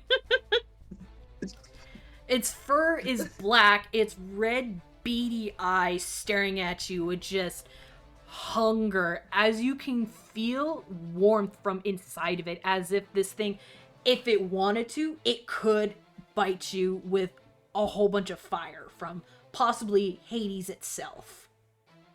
Sick. Love that. Why did Marrow just roll an insight check? That will end its turn, so Andy, you are up. Okay, cool. Okay, Andy is going to, for her bonus action, get very perturbed. And her eyes narrow, and and the pink what are they called? Irises like shift red, matching the hue of the hellhounds. The one that bit her. How close would you say homeboy is? It's still like right in front of you. Cool. Do I have enough maneuverability to stab it with my spear, or am I gonna have to punch it with my shield? I'd say if you wanted to shield bash it, that might be a better option since your hand is hurt. But if you want to, you do have the option, because it is within range, to try to stab it with your spear. So you can choose to stab it or bash it. Cool. So because they already all have advantage, I have literally no downside to reckless attacking. So I'm gonna give myself advantage on my spear attack. There we go. Let's see. 11 plus 7, 18. Does that hit? That does indeed hit. Cool. Okay, I rolled a 1 on my d6, but I'm going to use my piercer feats. Let me re-roll. Yes, re-roll the damage die. Hold on, what? Once per turn, you hit a creature, you can re-roll one of the attack damage die. Yeah, okay. Cool, and I got a 5 instead. Awesome. So that heck hound takes 10, 12 piercing damage. Perfect. Where you can see, it's already looking pretty hurt from just that one attack. Like, it looks like already this thing was just like made out of paper mache. It was literally all like it was all bark and really not as much bites. As you can kind of see with that severe attack, that it's just barely hanging on, and the fire inside of it starts to flicker and spurt a little bit inside of it as its eyes start to flicker, the red turning to black, as if it's trying to hang on. What's the matter? Did it not taste like you had expected? And I'm going to end my turn. Okay.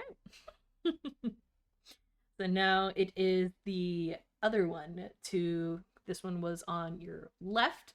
It is now the one that is going to be on your right. That one is going to attack.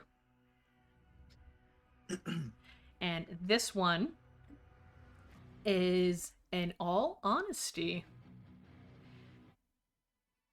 it doesn't care. You're going to hear it just snarl and growl as you hear it start to kind of get in place and put its fiendish claw paws into the ground as if it's readying itself. And you hear an inhale, and as it snarls and howls, it does a fire breath attack. Woo! DC 12 dexterity saving throw, please.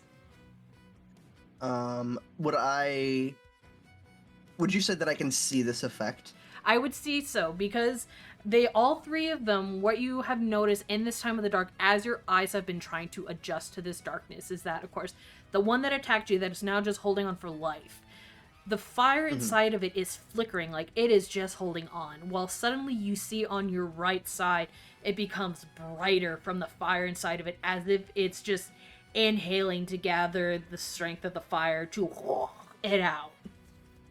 Gotcha. Okay.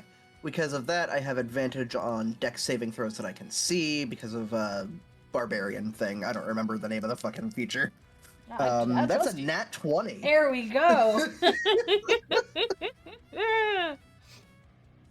Wonderful. I refuse to roll 1 dice. I can only roll 2. 22. It beats it by 10, or beats it by 10. Yeah, no, you're good. Honestly, I'm not even gonna take you. I'm not even gonna have you take half the damage because you just gone. You instinctively have gone up against creatures like this before with fire attacks, ice attacks, lightning, any kind of breath weapons. This is a normal thing for you. Maybe not to others, but in your time of all the battles that you've gone against, all the monsters that you have fought in the name of your Lord Ares, it instantly just gone. You barrel roll the fuck out of there. And what you see and what you hear is that Hellhound Coyote on steroids is instantly just gone. It is reduced to ashes as you just hear this dog just yelping and screaming in pain as the flame inside of it, along with its body, turn to ash and darkness. You missed. That one was annoying to keep up. What a dick. And now it is the one in front of you's turn. And Alright. what you do notice with it, it looks like as if it's waiting. As it continues to circle you. But it doesn't say anything. The fire inside of it, it doesn't look angry. It looks calm, unlike the other two. This one might have possibly, from your dealings with other packed creatures, this is most likely the leader of them. And it's just observing you as it continues to circle and watch you. But it doesn't seem to attack, so that ends its turn. And of course, because you killed the one on the left to you, the steroid coyote, it is now your turn again. Let's fucking go. Okay, so now I'm thinking in the back of my head, this is the big man on campus, which means I want to kill his pet and then go for him because that would demoralize him. Yeah. Dumbledore. So for the fire breather, I'm gonna do a sick, nasty stabby stab with my sharp stick. Cool. 10 plus 7, 18. 18, that does indeed hit. Or sorry, 11 plus 7. Hits either way. I just Either way. advantage. Roll your damage, please. Okay. 2. I'm gonna re-roll that with the piercer feat. If this is a 1, I'm gonna actually cry. God damn it, I'm gonna cry because I have to use the 1.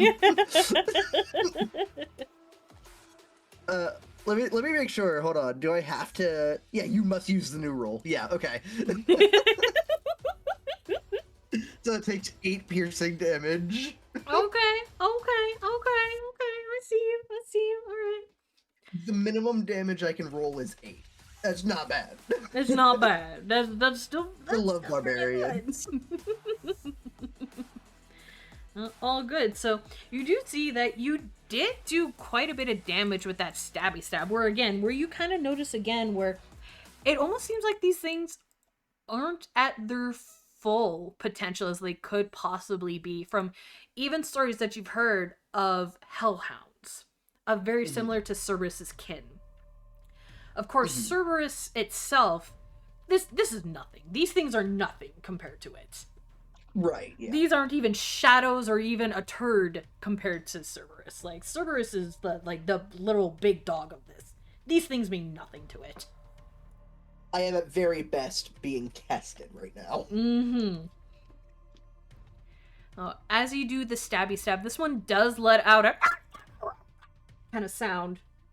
As you do see the fire start to, again, very similar to what was happening with the other one, it's not down yet. It looks like you maybe took out possibly half of its possible remaining life that it has. And it just snarls at you as it starts baring its teeth. I don't like you. Oh. You don't even know me. And you've done your action. Yeah, I end my turn. End Okay, my turn. thank you. I'm pretty sure she Yes. did everything she needed to do, so it's fine. Okay. Yeah, With that, I have one bonus action. all good. So again, it is going to assume the same position. As you see, it becomes more fiery and angry as the fire inside of what remains of it. It seems to go all the way back, where you see that it's inhaling, and it's going to use another fire breath attack on you. Oh, he's a fire in his laser. Mm-hmm. So again, the DC for this one is 12 for dexterity. It's DC 12. Okay. Yeah. Meets it, beats it. Perfect. Okay. So with that, you will be taking half damage. And then I'm raging, so I'm taking half from that. Yes. So instead of the 6d6s, I will simply just roll 3 of them. Okay. Because I'm trying to be nice. I'm trying to be nice. Damn, 6d6? Yeah. Fucking hell. Mm-hmm. And then I'm going to divide that. So with that, you take... you take 6 fire damage. Oh, that's nothing. Yeah. I mean, 6d6 down to 6. Mm-hmm. Whoa. They just rolled all ones! Or I guess all 2s, because you rolled 3d6. Yes. Damn, you rolled really well then! And then- Anyway. So with the Hellhound, it gets a +6 to it. So that's where I halved it, and then I have that. So already the Okay. amount that it got, yeah. So that's what happened. Math. Oh, 6d6 plus 6. That's funny. Yeah. I see you, Wizards of the Coast. And with that, it is going to, again, it's going to end its turn. Well, again, you see the other one where it even kind of looks like the ringleader of these hellhounds. It stops as if it's observing you, as if through another lens, this creature is looking at you. And I'd like for you... I'd like for you to make me a wisdom saving throw, please. Boy howdy, I have advantage on those. There you go.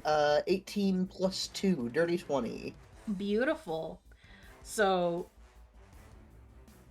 you, like, for a moment, like, not even a millisecond, you suddenly felt so afraid, as if this wasn't something, but you immediately shake it off like, nah, I know what you're doing, fuck off.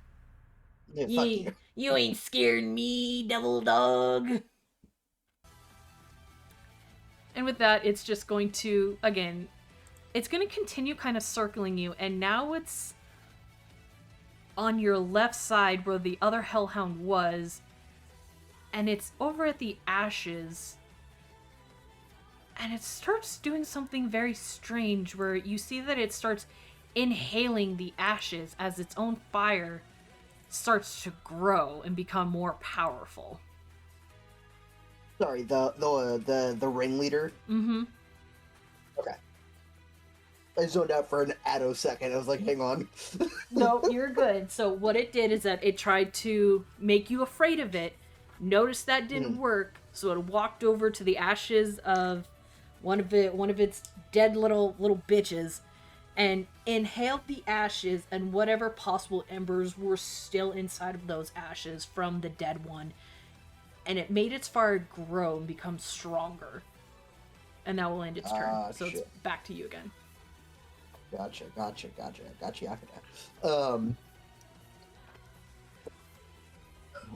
Okay. Excuse me. Damn. That was inside of me. Homeboy that's on his on his last legs. Mhm. Is he actually on his last legs? You can see that the damage that you did by stabbing it, like, you did a good amount of damage already. Like, it still looks like it has some fight in it, but probably with, like, another strike or two, this thing is gonna be dead. Bet. Say less. Natural 20! Excuse me, there you go. Oh my god. Fucking love this game. Hold up. And because of my Piercer feat, which is objectively the best feat in the game, I get to roll another d6. So I'm doing 3d6 with a spear. There you go. Fuck yeah, let's go. Oh, that's 2 1s. I'm gonna reroll one of the ones.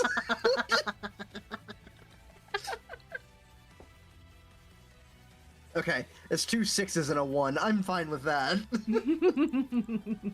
So 13 plus 7, whatever that is, 20.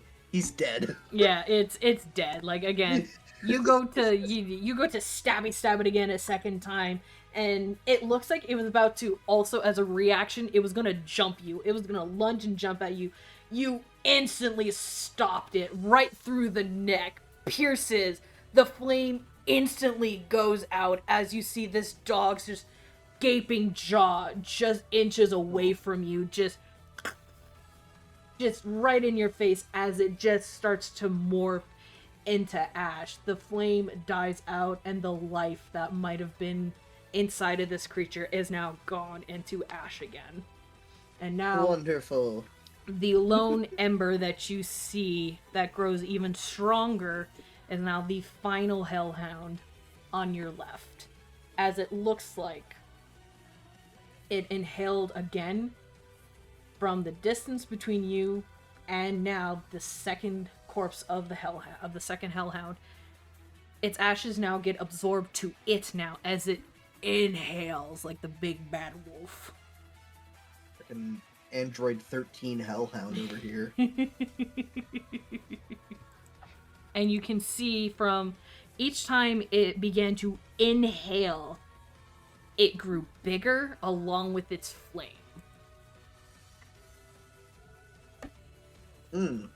Cool. What size creature would you say it is now? I would say it is now a medium-sized creature. Okay. If it was standing, I'd say it would probably be meeting your height if it was standing on its hind legs. Damn. That's scary. Mm-hmm.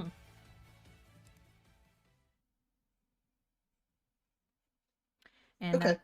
and that's what it did for its turn, was to inhale and basically bulk the fuck up, and now it's your turn. The fucking, never mind, I was not gonna say. Actually, it's not bad. The rabid Reuter. Okay. 23. Hit? Yes, that does it. Okay. Alright, that's a 1. Rerolling. Taking Piercer was the best thing I ever could have possibly done for this character.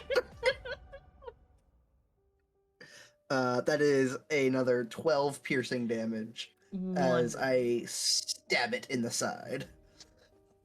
As you stab it in the sidey. Yeah, exactly. Alrighty. Okay. So it does look like you did damage to it, but it's still kind of it doesn't look like it's still gonna be going down. Word. Okay. And that was your okay, perfect. Okay. So now it is its turn.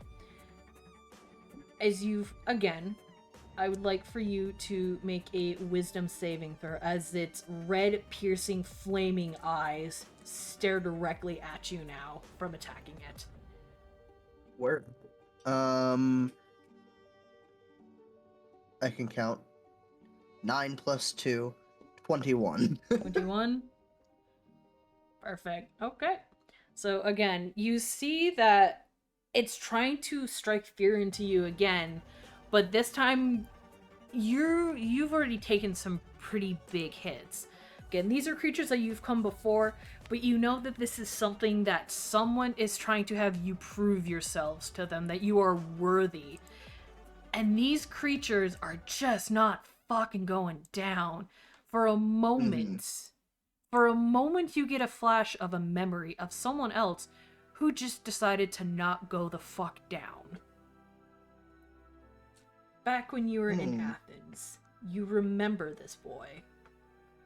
And he would just not let up. But because you did succeed, you are able to shake off those feelings and that memory for now. And with perfect. And then with its bonus action, you see, similar to what happened with the Hellhound that you just defeated, you can see that it's inhaling and it's going to use a fire breath weapon.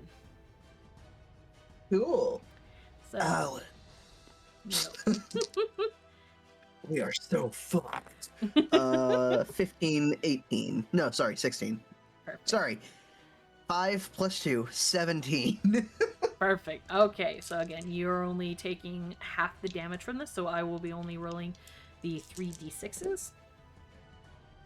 Woohoo! Okie dokie.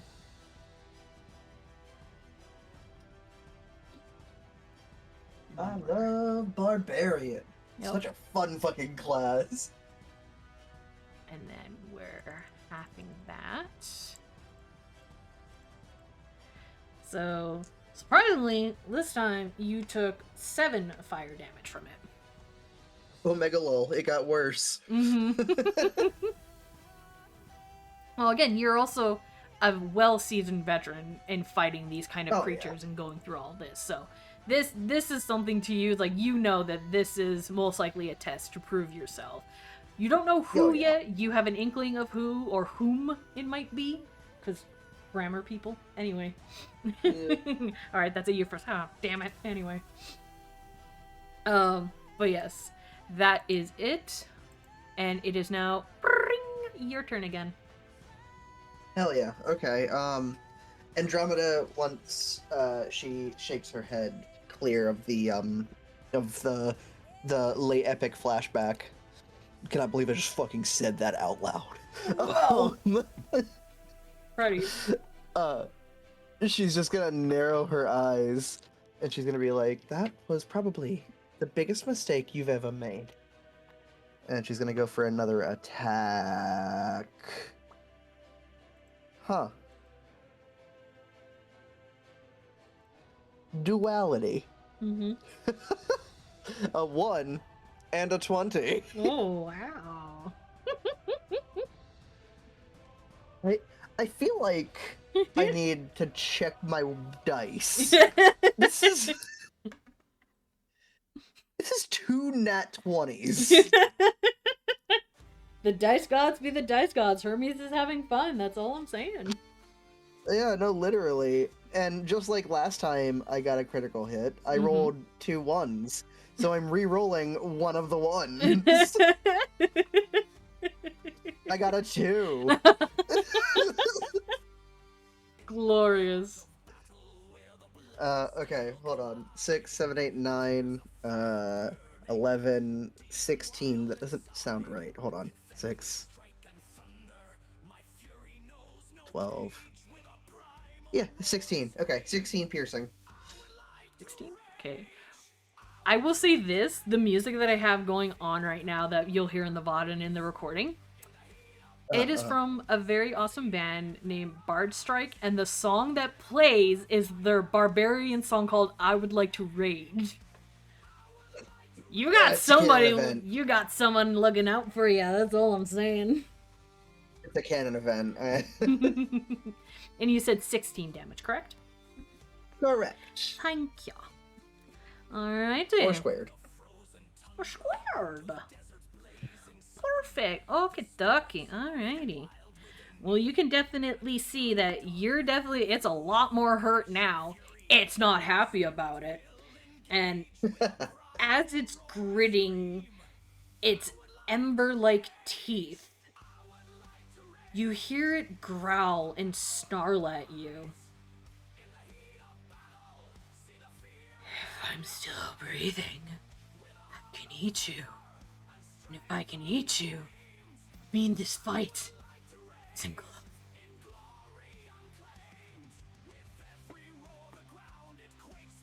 And I would like for you to make another wisdom saving throw, please.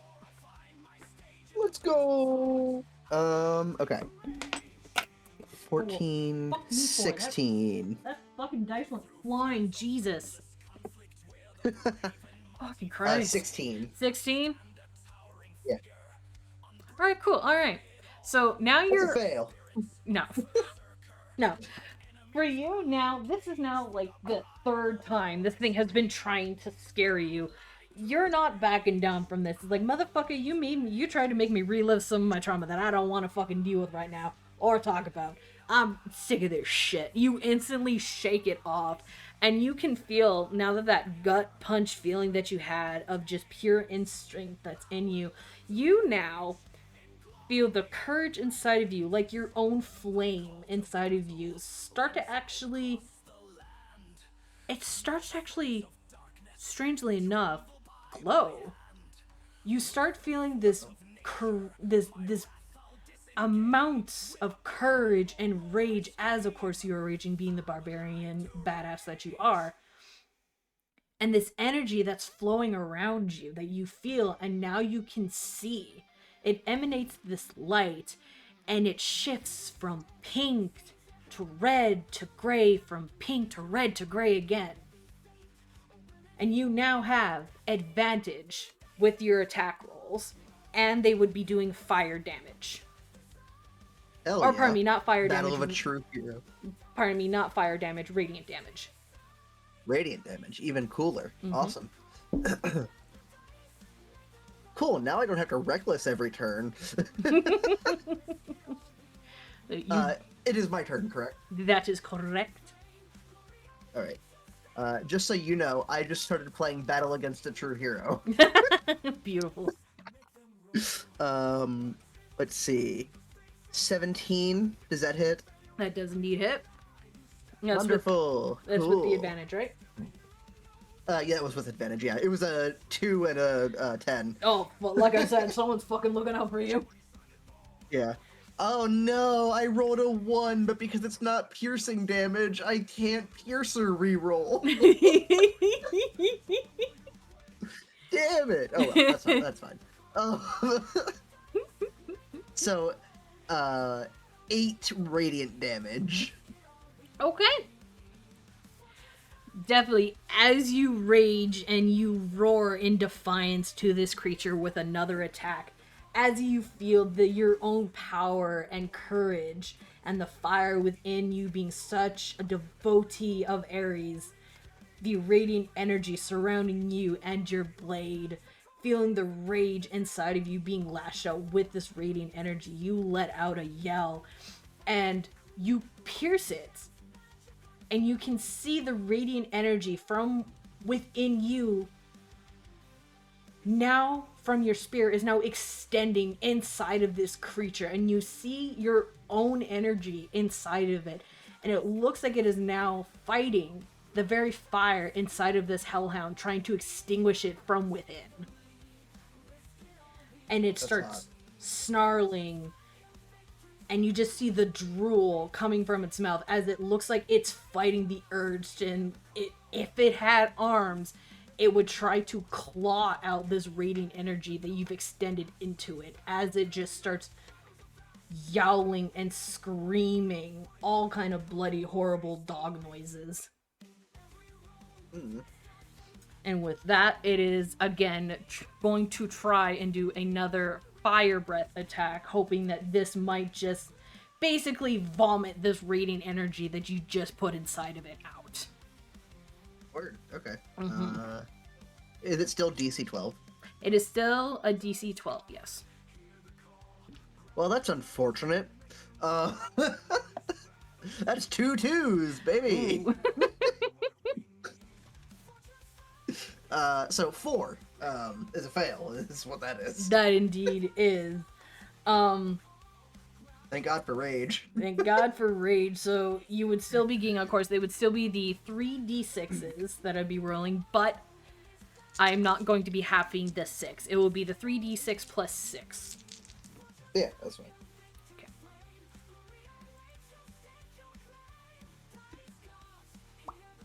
That is not the number I tried to put in. How dare you?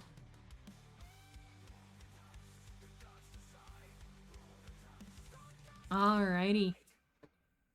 Andromeda. Me. You take, as this thing has expelled this fire within it, along with your own radiant heroic energy, you take 18 fire damage from this creature. Ooh, baby. I heard you start up with a and I was like, don't say 22. Don't say 22. No, that was no. That was me looking at your health. I'm like, oh, she has 22. Oh, I got an 18, and then that's why my brain buffered. My brain and my mouth could not sync for a moment. So yeah. I was like, damn, Andy dies in episode 1. Here we go. So with that attack, and being so low on your health, this is where it now begins to walk towards you. As you can see, the drool from its mouth is mixed in with soot-like blood, the fire as if bits of magma coming out of its mouth from the light, and the radiant energy that you extended into it is now just seeping and oozing from its mouth and from the wound that you created stabbing into it, as it snarls, as you feel the heat from this creature getting closer and you feel the rage within it. You have that gut feeling come back as you feel this fire within you come back. But at the same time, in the back of your mind, you feel as if someone's grabbing you from the back of the head, making you face forward. Do you yield?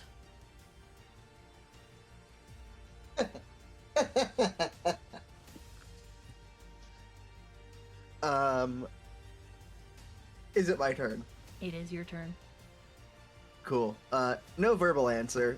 The answer comes in the form of a glowing spear. 18 plus 7, whatever the fuck that is. Wonderful.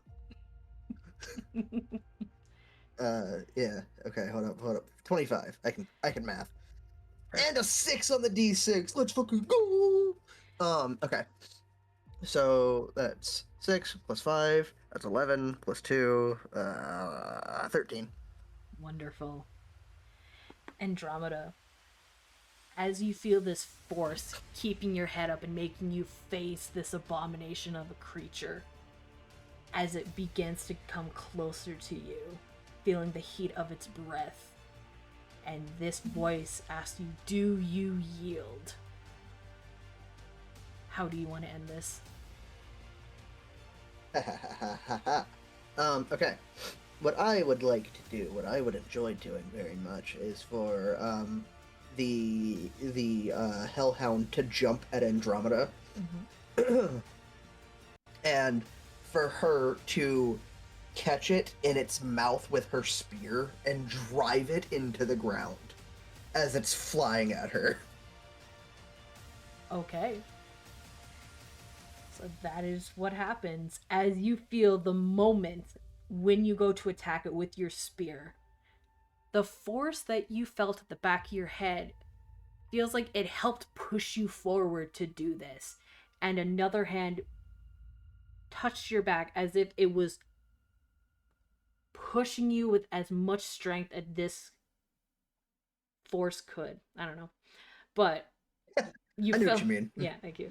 You feel this force help you lunge forward as if someone was pushing you from behind to lend you their strength as you stab it. As you see this creature, the insides of it, from again, what little remained of this radiant energy, from this courage, from this power from within yourself come to. And it explodes inside of this hellhound, ripping and tearing it from the inside as you don't even hear the same voice that this creature was using before. You instead, as you see the ashes of this creature begin to crumble and part to the floor as its ember dies out from your spear. We have another. And it crumbles as the lights and the sun come back from the darkness, and you are surrounded by cheers from the arena.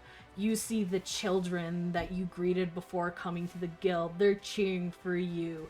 You see the receptionist. You see Yagam just arms folded and just doing kind of the clap. You know the clap. Yeah, whatever. Yeah, whatever yeah. clap. Cheers and roars as they chant your name as the darkness dispels. And what you see from the figure behind you, if you choose to turn around, you feel a strong presence of might and power. A protector. Do you choose to turn around? If it's who I think it is, as I'm turning around, I will drop to a knee.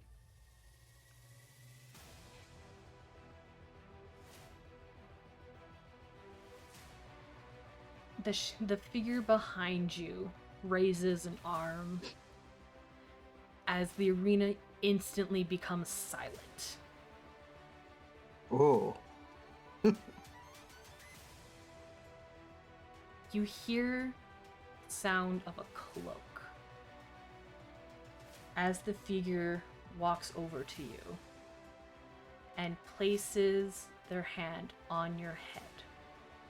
Arise, my daughter, for you have proven you are worthy.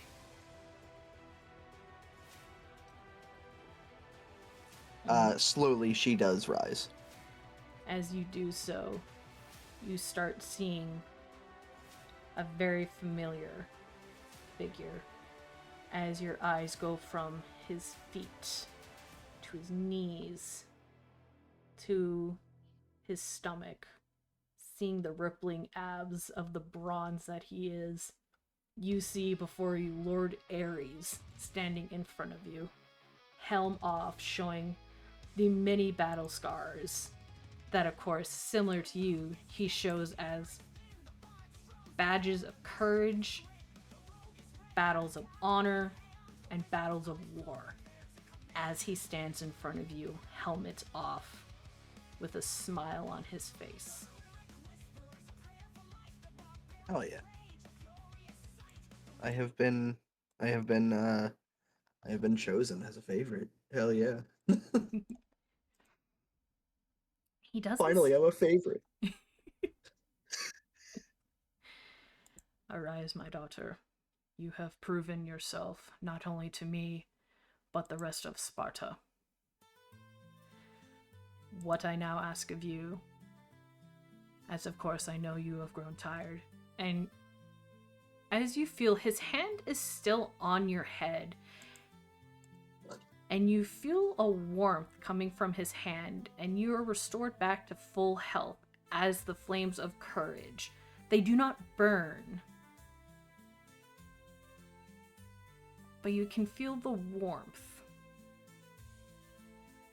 And you can feel all of your scars and wounds start to heal from this battle. From this battle? Okay, I thought you were going to say in general, like, no. No, from this battle. A nod of appreciation, but she kind of almost looks like, damn, I kind of wanted to keep a few of those. But she is not saying that out loud. Like, that is not leaving her mouth.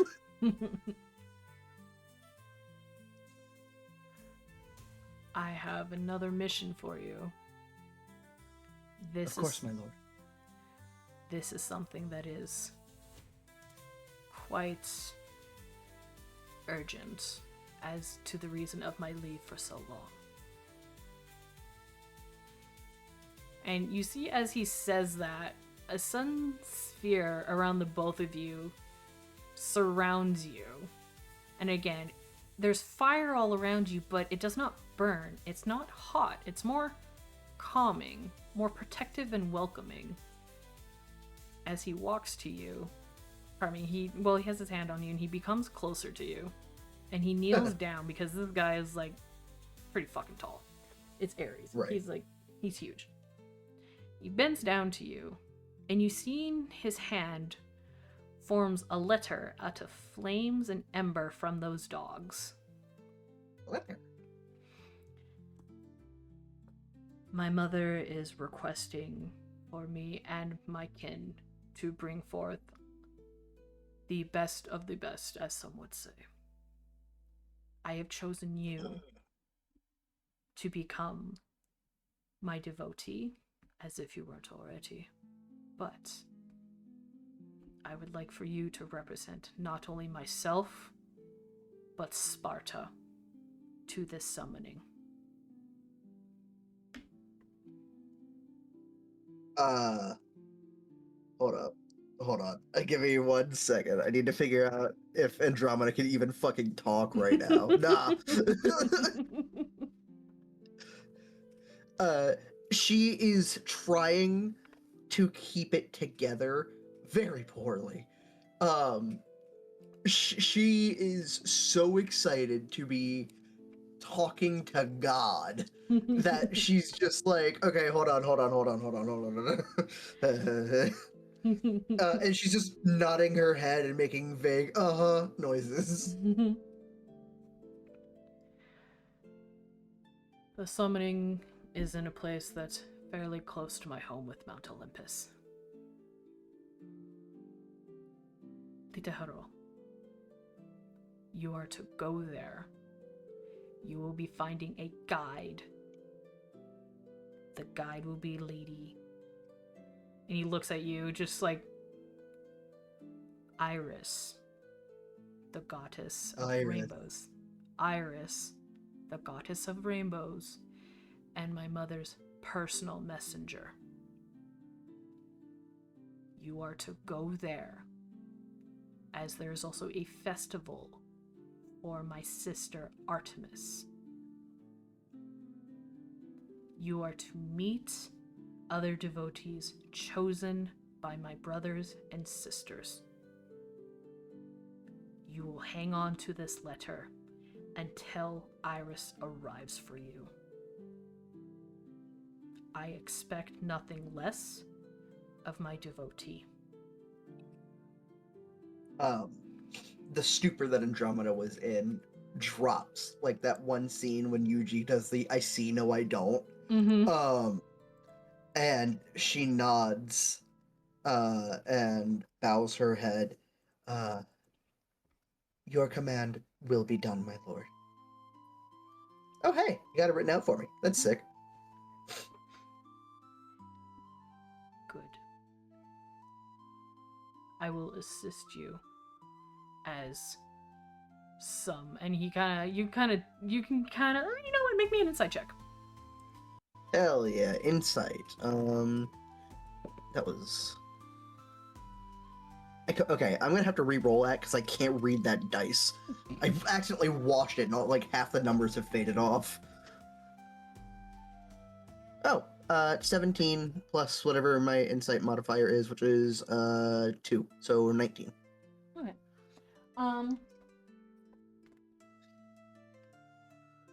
For a moment you kind of notice. It's a blip of a second, but you get the feeling that this might be something that Ares preferably does not wish to do, but he's being told by his mom this has to be done. Right, yeah, okay. There are those who may look down on this, however, in order to save you the trip, as you have proven you're worthy, and I would personally like to ensure that one of my daughters of my choosing is to be guided there by myself. I will be escorting you there.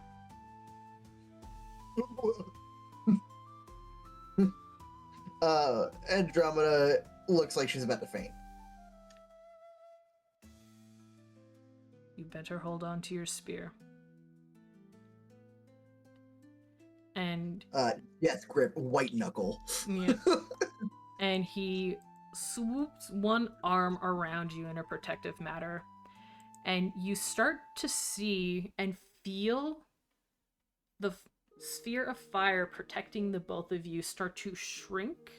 And it does start to actually become very hot as you feel the pressure build. And then suddenly, it's like almost a pop that the both of you are gone. And make me a wisdom saving throw. Oh no, not a wisdom saving throw. Mm-hmm. I'm terrible at those. Actually, you know what? Makes me a constitution saving throw. Oh no, a con save. I'm actually really good at those. Yeah. Not that good apparently. Oh wait, that's a 9, not a 6. Okay, that's better than I thought. 14.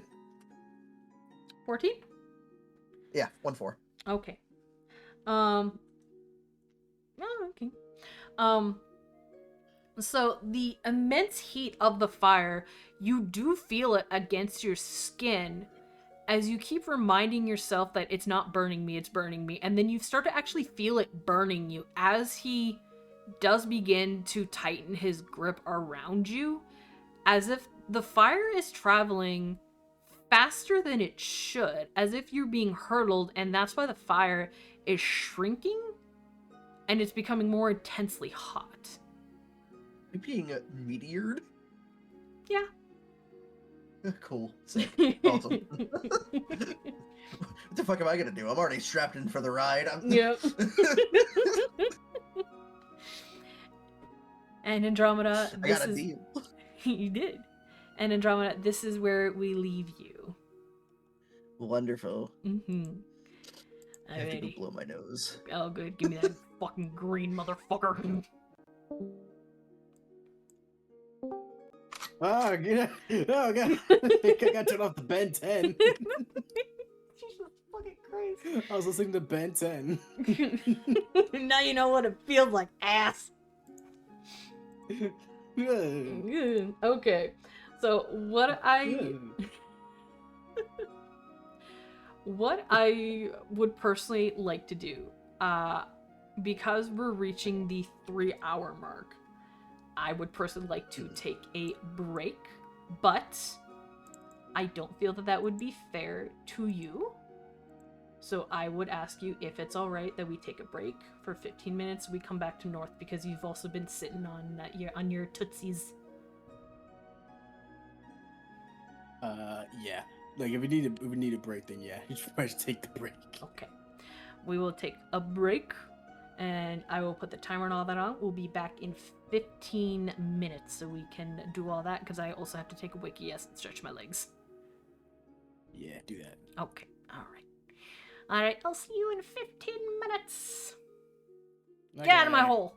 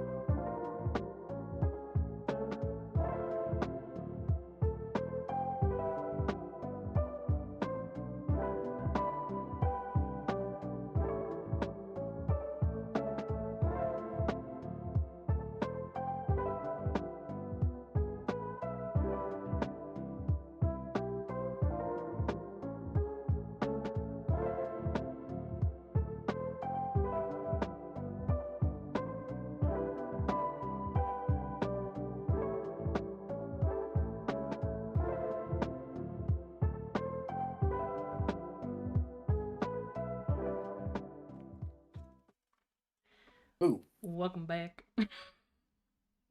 Hi. Ah. Alrighty, North. So I was talking with the rest of the group just to make sure. Once your intro is all done, we will call it a night.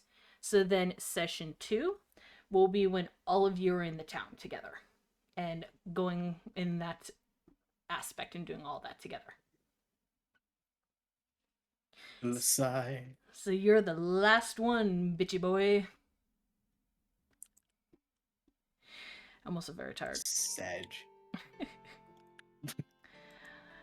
Okay, final one, North. How you feeling, Beanie? How you doing? Could be worse. Could be worse. Could be worse. Could be worse. Could be so much worse. You know, there's worse things to experience in your life. Mm-hmm. So North. Mhm. The day is starting to come to as you see the sun start to rise. In the alleyways, you are in Therma. What is normally known, Therma? Therma is what you've normally known it to be as a more quiet, relaxing tourist kind of town. This is where a lot of the arts are, this is where a lot of temples are, and to some people where a lot of secrets can be. As you wake up in the alleyway that you spent for the night, in your cloak, hood covering your head, how are you feeling from that, what some would call a night's rest?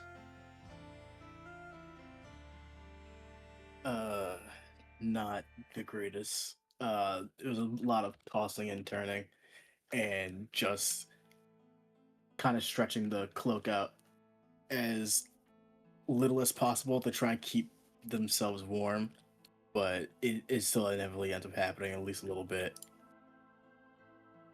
Okay. And just waking up to the people walking around, or just it's not the greatest. They've had better sleeps. Mm-hmm. As you're starting to get up, and of course, again, not the best rest that you've gotten. You've slept in better places. But as you start to wake up and you start to see where you are, I'd like for you to make me a perception check, please. Oh boy. Oh, that's a nat 20. There you go. So you see from the alleyway that you are, you see what you've heard that sometimes does happen. A hornless tiefling. They're wrapped up in different scarves and bandages and such. And they're wearing similar to what we would think is very similar to a hijab. Very long. You can't really make out exactly their body type or anything because a lot of the clothes that they're wearing is very loose and very baggy on them. The only indication that you could tell that this was a tiefling was, of course, the trademark tail of a tiefling. On top of course, you know, the pale blue skin that they do have. It's similar to a pale version of a possible robin's egg or a pebble. And they're kind of searching around while wearing these giant glasses. Very round. And it looks like the rims of the glasses could possibly be gold. And you can see with their ears, they do have multiple earrings and rings on them. A lot of little baubles for earrings.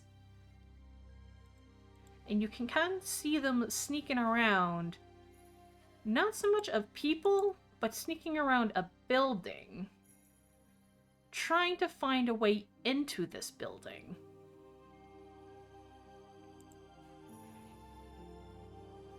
Okay. North is going to try and sit up as best they can without attracting too much attention to themselves, and also try to clean whatever dust or trash may have gotten on them, and at least peek around to see like what they're up to. Okay. I would like for you to make me then a history check.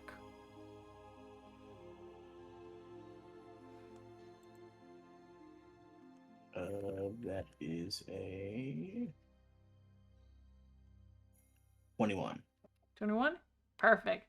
So you remember exactly what this building is supposed to be. It's a library. So it's very odd that this person is trying to find a different way into the library, versus just walking through the main way. From what you remember too, from kind of scouting out the area before you slept last night, was that this library, you heard people whispering that there was a secret area inside of this library that only those of interesting descent or knowledge would be able to have access to. So you're easily putting two and two together that whoever this hornless tiefling is, they're trying to find out where this entrance is and how to get into it.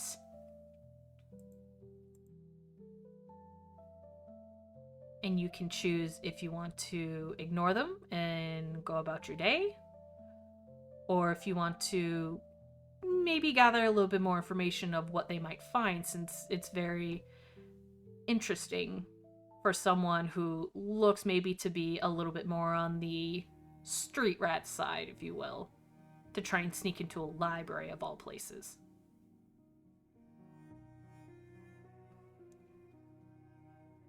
Or what have you, you have free will.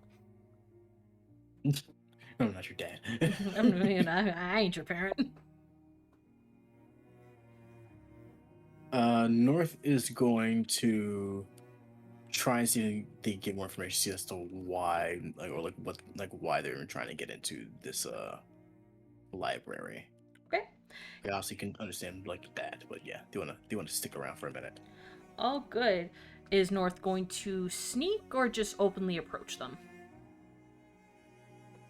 They are going to sneak.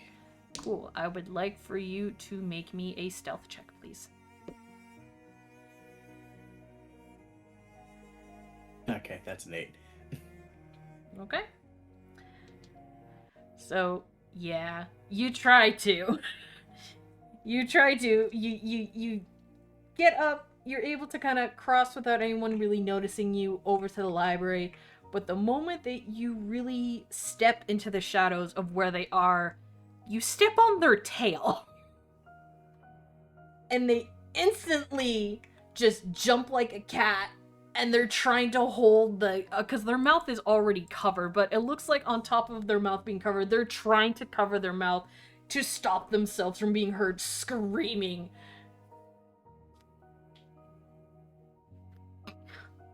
What's your problem?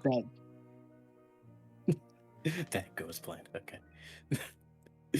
North steps off their tail.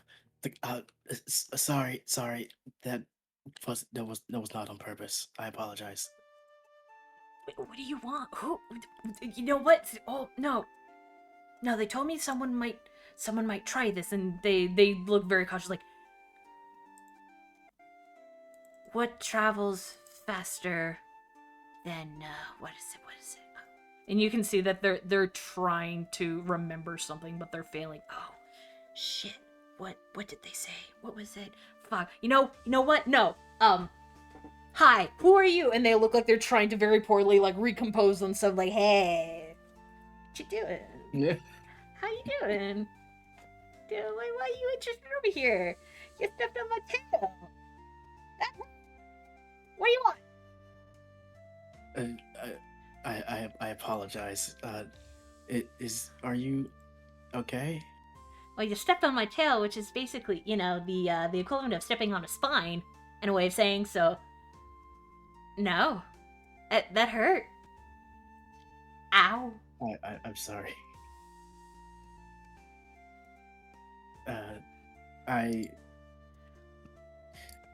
I was over there, and they point to the spot they had slept in the alley.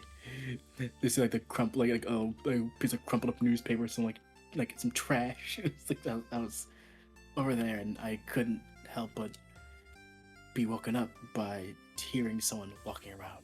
So yeah, I wanted to see what you were up to. They make a persuasion. Wow. That is of course, that's the one you have the stuff in. Okay, that's a 5.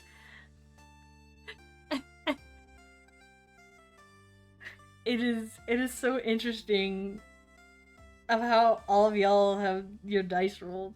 My dear fucking god. North is so unconvincing right now. They got the Yeah. autism tone. Like, yeah, they kind of look you and you be like, they kind of look you and you're like, you know what? I think I lost my library card. I'm gonna go and find it. You lost it back here in an alley? Yeah. And they're just kind of, you can't see their eyes behind the giant spectacles that they're wearing, on top of course, their mouth still being covered, but you can tell from their body language that it's like, their stranger danger is, like, going, pew, pew. Yeah, that's fair. North looks very very creepy. Mm-hmm. So, with their cloak and hood. Yeah, so I'm gonna go find my library card, because maybe I was down another alley. Okay, bye. And you can try to Bye. stop them, or you can follow them, or if you just let them go. Whatever you want to do.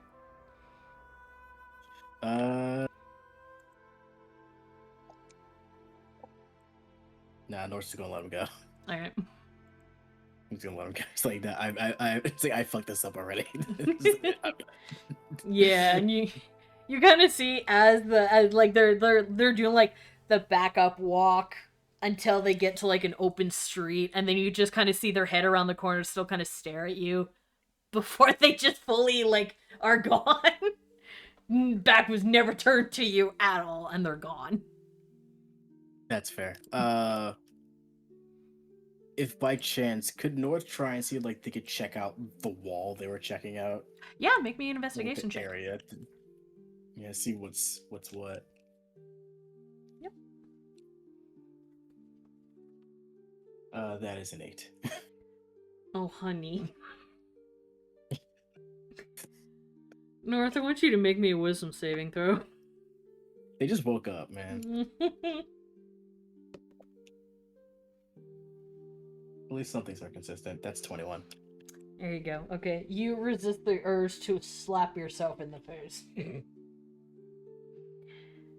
As you feel the annoyance creep up in the back of your neck up to your brain, where it's like, it feels like that someone like did the finger drag from the base of your neck all the way up to the tip of your head. Ugh. And North kind of shivers a little bit, and they look at the walls like, okay, well, I'm not finding shit, I guess.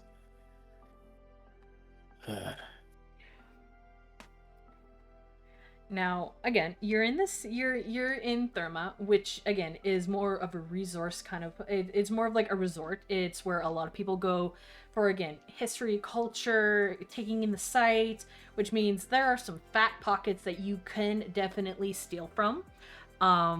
There are, again, places like this library and other places that may be able to have any information you might be interested in looking in, or any stalls that you feel that might need a lighten with their inventory or what have you in this place. It's a big tourist attraction place, and there's so many places that you could go. Okay. Well, North is going to go into a library and see if they can get themselves a map of the region, because they are lacking of one. Okay.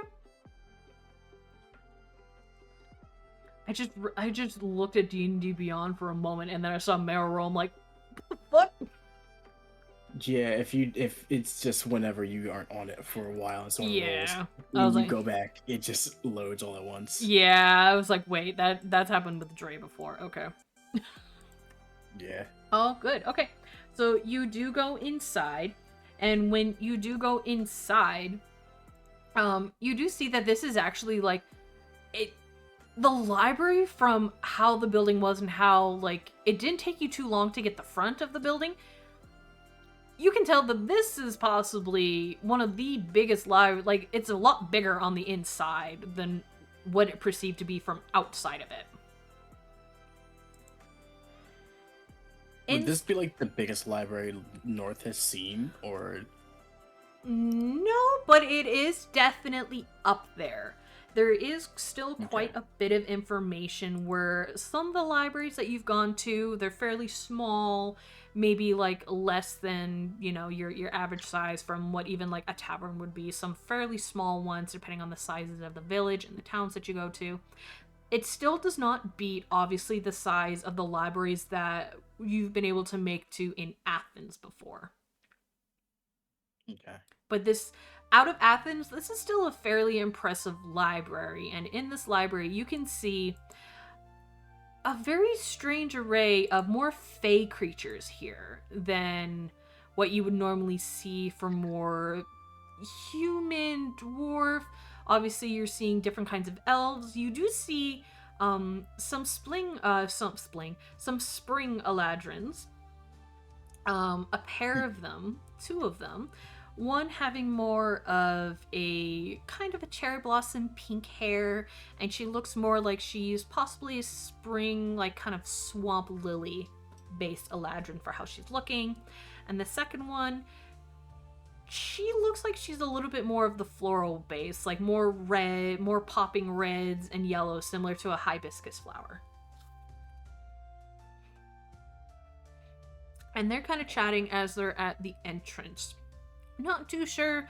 You kind of get maybe the feeling that they're just kind of here to maybe either see the sights, of a high chance of these are tourists, or something. You're not quite sure why they're here. All right. North is going to look around and see if they can find like a regional map or somewhere, or someone they can talk to where they can procure one of such things. Okay. So as you move past, it's like, what the fuck? Anyway, as you move past that, I'm just grabbing their thing. Give me a moment, por favor. Where the fuck did you go? I had you by the pubes. Where the fuck's you go? There you are. Jesus Christ, I gotta tighten my grip on that. Jesus. Don't tear off the pubes. Rip it. All right. As you go to the front desk, you do see a changeling woman. She has very pale moonlight skin, very pointed elf ears, very long moonlight hair, but in some of the lights that you can see from whether it be some of the torches that are in there, as well as the sun coming out, obviously peeking through the window, there's sort of a rainbow hue to her hair, as if it was prism. Like her hair was made out of a prism. She has a crescent moon mark on her forehead, and she has a very interesting tattoo that goes from her bottom lip down to her chin. And when you see under her cloak, her neck is completely tattooed black. She also has black fingernail polish on her. And the uniform that she's wearing with this cloak, it is a long silver cloak. Underneath it is a tunic that would be more of a darker purple. And from what you can tell with the pants that she is wearing, they are black pants. All right. Yes, hello. How may I help you? Hi. I was wondering if you guys had like maybe a regional map or anything I could buy. Oh, dear child, this is a library. You do not need to buy it here. We do, of course, have many different books of the region, but a map, you said, is that correct? Yes. Wonderful. And you see, she just gently reaches down and she pulls out a map. We do get a lot of tourists here, so it's quite understandable. May I ask if there was anything else you required of our knowledge in our library?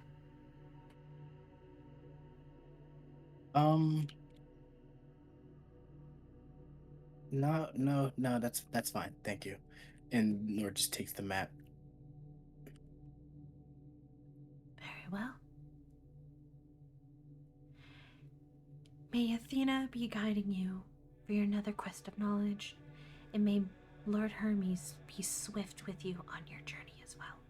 And she just nods and goes to help another person standing at the desk.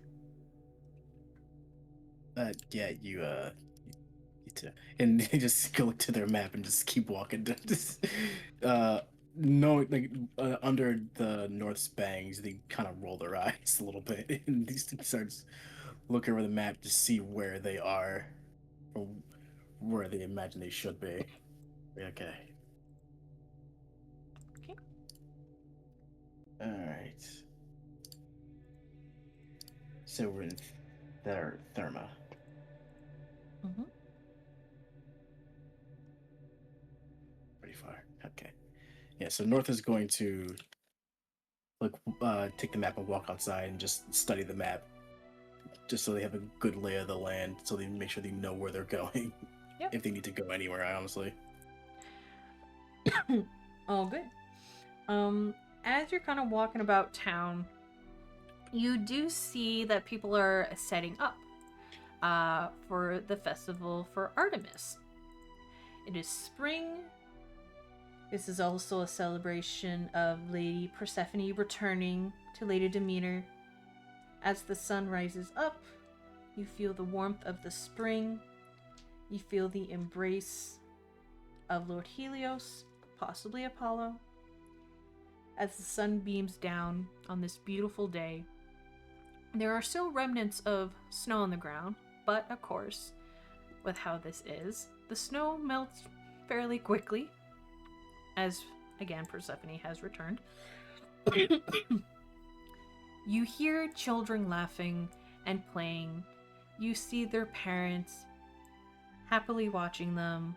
You see one of the establishments is similar to a cafe, where you see a teenage girl, a human, which is also very strange,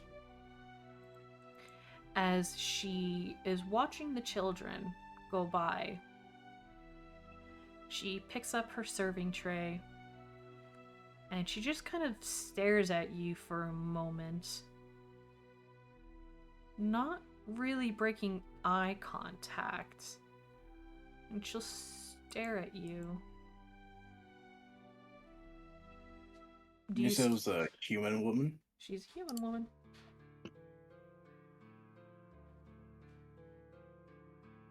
It's the first human I've seen since I've woken up. Yes. Every other creature that you have seen has been similar to the library, where there are a lot more of the Fae variety. The children that passed by you were a mix of furbogs and a few other more furry-based creatures, where you have little raccoon children going by, possum children, you see cats for tabaxi, you see a whole different kind, but this is really the first human that you've come across with this. And she's just staring at you.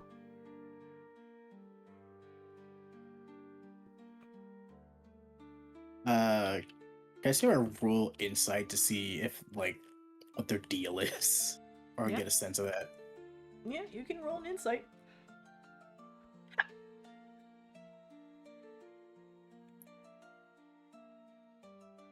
That is a 9. Yeah. You don't know shit. All you know is that she's just staring at you. Yeah. North is going to try and just ignore the staring for now and just go back to wandering. Well, just kind of just exploring and getting their bearings of the town. Okay. As you leave, you do see in the corner of your eye that as soon as you're a bit more farther up the road, she does stop staring, but she looks a bit more cautious as she takes the serving tray and she goes back inside the cafe.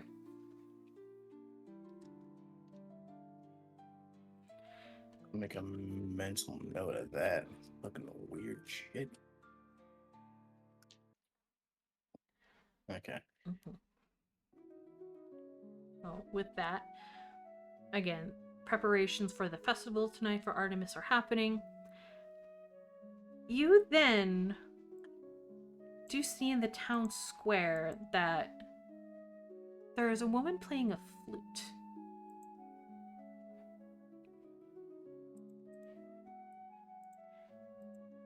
And she doesn't look like she really belongs here.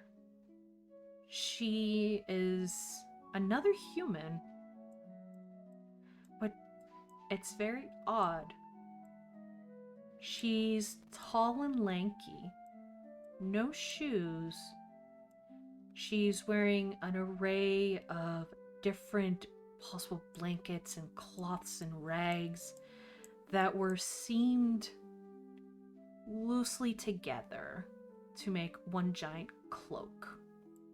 So there's different colors of oranges and yellows and greens, and it looks like this was just something maybe could also be used as a possible blanket to keep her warm at night, because again, she has no shoes.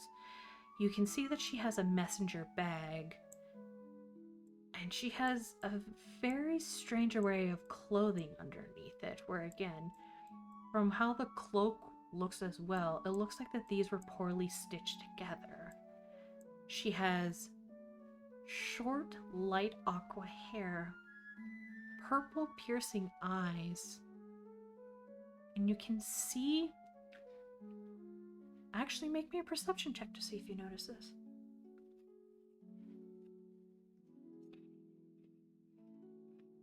Alright, that is a 15. Oh my god, you actually see something. Holy shit. Yeah, fucking. Every time I roll my dice and it lands on a number, it's usually a low one. But if the dice actually rolls in the tray, it's actually a pretty decent number. So what you do see with this girl with these very gem amethyst purple-like eyes for the color. Her right eye is covered. You can still see the purple of the eye kind of poking through the hair, but it's a bit of a mess. And what you can see that when she turns to see some children passing by, she also seems very timid and afraid of things. She very much so seems that she is an outsider. She doesn't know how to react in a city. And going down from her eye, down her chin, her neck, and what you can see down her arm, to her forearm that is covered in bandages. It's almost like a purple wave sort of tattoo, almost water, that it looks like, and it's all on her right side. So from the eye that's slightly covered with her hair, from her eye going down all the way to possibly her forearm that's covered in bandages, and she's looking very timid, and she looks like she has no idea what she's supposed to do here. And it looks like she's afraid to ask and talk to people, because every single time someone does try to speak with her, she jumps a little bit, and she's very scared and very cautious. You said she was just like playing the flute, just in the, like, I'm guessing like in like this town square. Mm-hmm.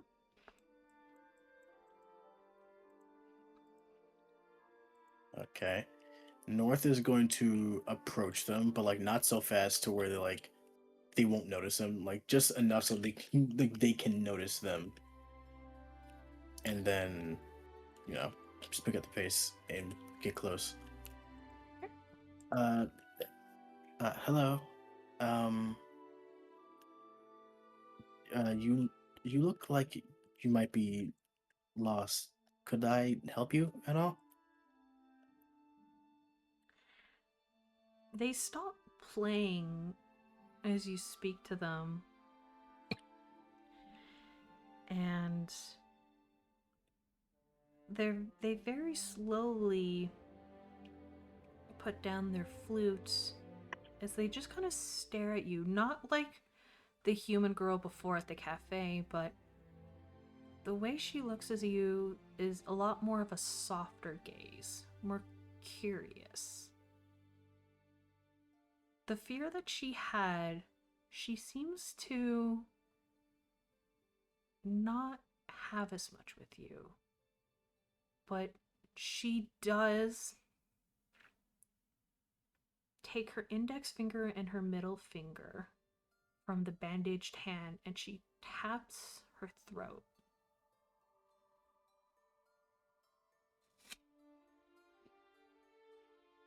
She doesn't say a word.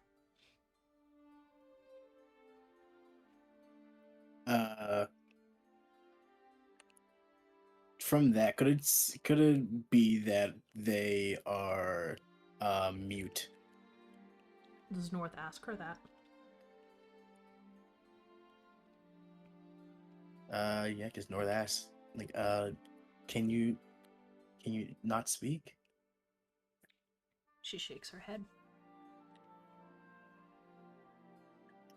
Well, that makes some sense. She... Oh, go ahead. Would you like some help? She nods.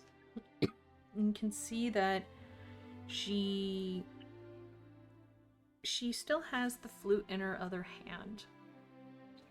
And she points to it and then she points to herself.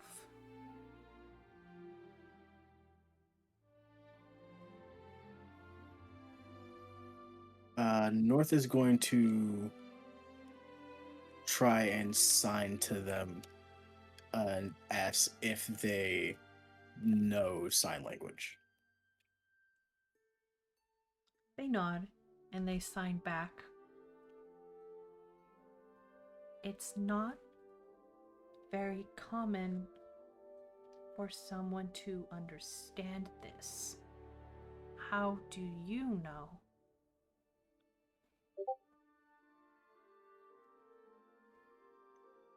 North just responds with I like to keep my methods of communication open. They nod. My name is Melody. What is your name? You sign North. Do you have a last name?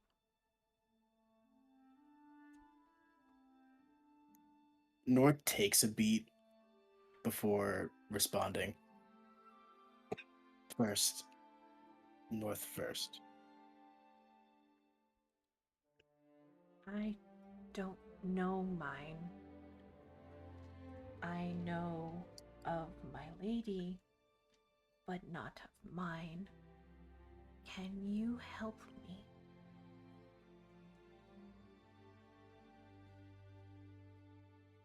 Did you lose them? I am to go to a place she has told me is of great importance.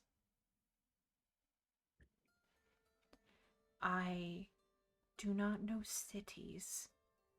I know land and trees and grass, but I do not know cities.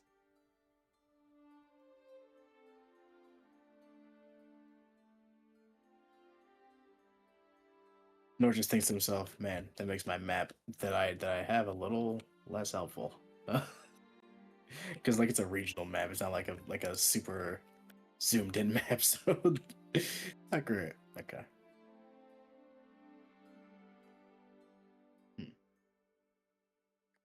How did you make it here on your own? I traveled. I walked. Just like anybody else who travels does. I followed a path, or what my lady told me, but she led me to this city, and now I don't hear her voice anymore.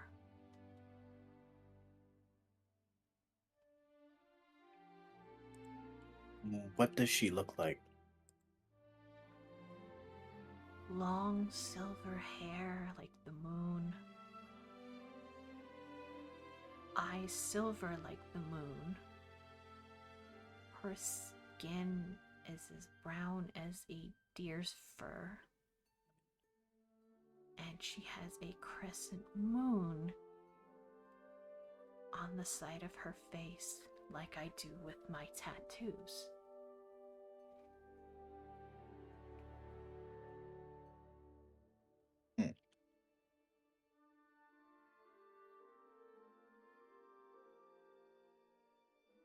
Okay, it's interesting.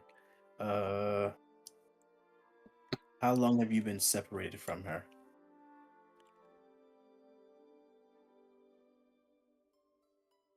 I have only been away for 3 days. Long time you separated. I was told to go to a town, but she told me there would be a guide to help me, but they have not shown, and I do not know who to. They kind of giggle. Who to talk to. North holds back a bit of laughter at that.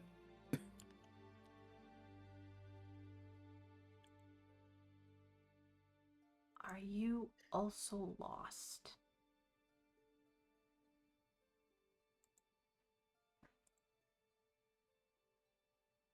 Yes.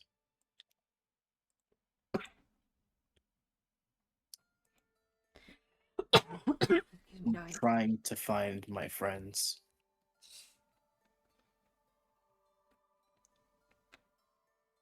How long have you been separated from your friends?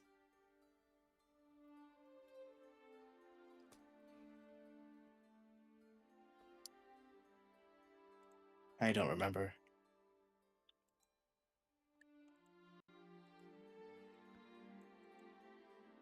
Have you reached out to the gods to help guide you?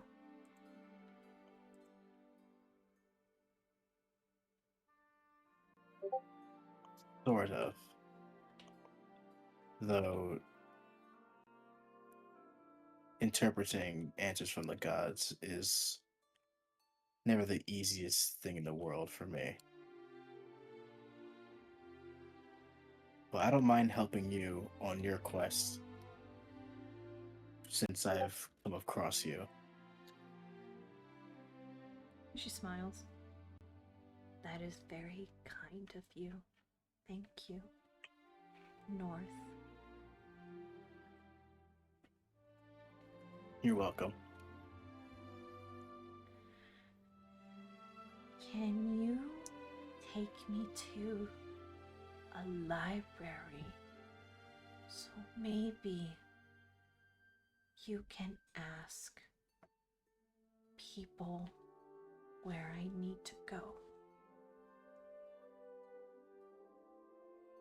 Oh, I actually just came from a library not too long ago, actually. Really?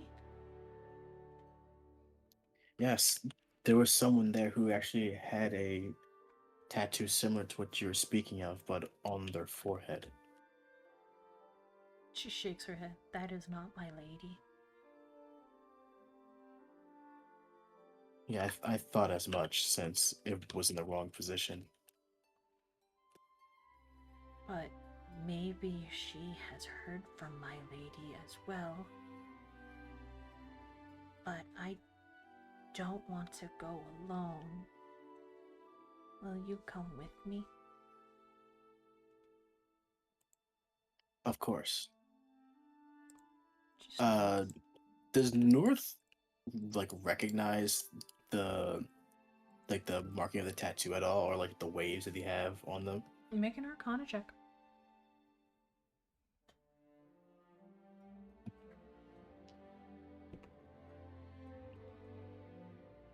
12.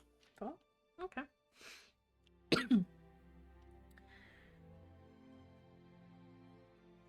For the tattoos,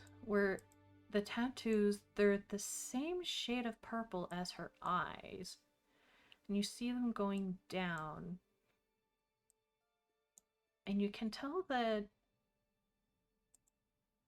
this is maybe something from how the tattoos were. This may have been something that was either done by force, or this was something maybe she was born with. They look like tattoos, but for a moment, it seemed like this was part of her skin, but not a tattoo, possibly a scar that the tattoos might be covering with magic. The moon tattoo that she is speaking of, you have come across others who have similar, just like the librarian. You've also come across women who have moon tattoos and moon scars on them in worship of Lady Artemis.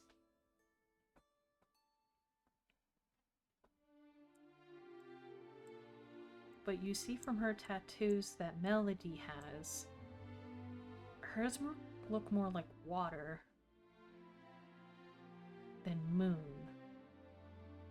Again, the giant kind of put together cloak that she has of the random blankets and robes and carpet and other rugs like that. It looks like that this was most likely something that she made herself. In fact, most of her outfit looks like it's something that she probably tailored herself. But the moon tattoo and her scars are something very interesting, and something about her links her to Artemis with asking about this and how she has described her lady.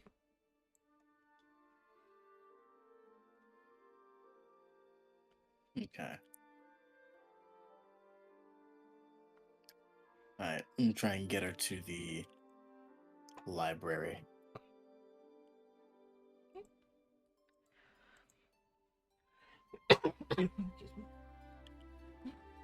You bring her back to the library, and you, of course, go back, crossing the same cafe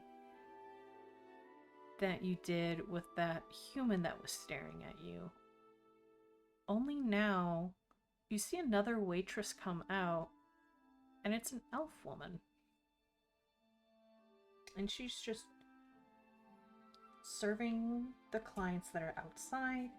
She's bringing them tea, and she's bringing them sweets, and you do see that there's also a small little saucer of little cookies that are shaped like deers and crescent moons, drizzled with honey and sesame seeds. And you do see when you go by, Melody kind of lingers her gaze on it, and you can hear her stomach growl. But she looks like she's embarrassed by the feeling of her stomach growling as she keeps walking behind you.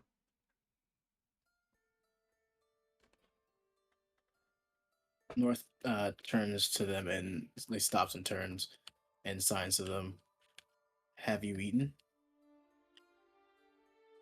Not since I separated with my lady. Oh, that's a minute. I know how to hunt, and I know how to take care of myself. But unfortunately, I was not able to take some of the game that I caught, and I had to leave it for nature to take it instead. And she pulls out her little pouch, and it has little 5 copper coins pop out of it.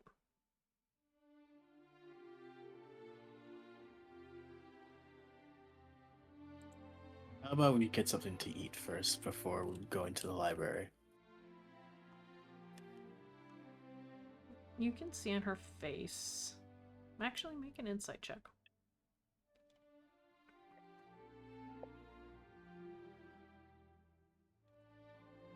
That is a 21. Perfect. You can clearly see that she is having an internal battle and conflict in her where she knows she needs to keep going, but she's hungry. But she doesn't want this to prolong her journey to find her lady and go to her. So she's having a battle of, I'm hungry, but I need to get this done.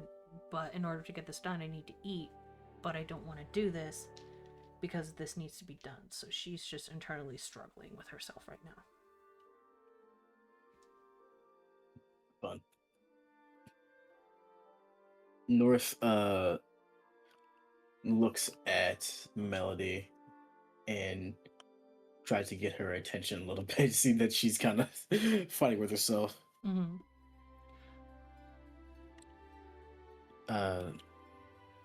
I know that you have a mission to complete, but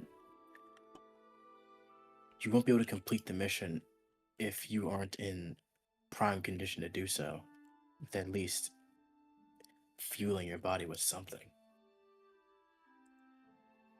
Make a persuasion. What good will you be to? What good would you be to your lady, or to what she's tasked you with, if you couldn't move?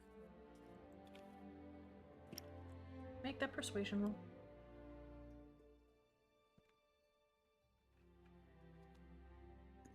With advantage, I'd say.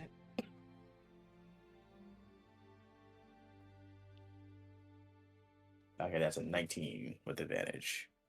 Awesome. Wait a second while I just took an entire mouthful of banana bread. Good job. It was about to be a fucking 10 if you didn't give me advantage. Oh, man. Well, again, the advantage is more for she's hungry. She has not eaten for 3 days. Oh, yeah, no. Wow. But since I've split with them, like, that's a long time. Mm-hmm.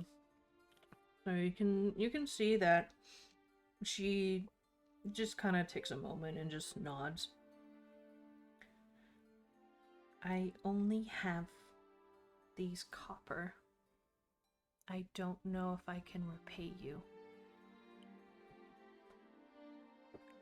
North just, like, gently pushes their coin bag back towards them. My treat. They smile, and you can see that she actually is missing 2 of her teeth. And then she quickly covers her mouth again.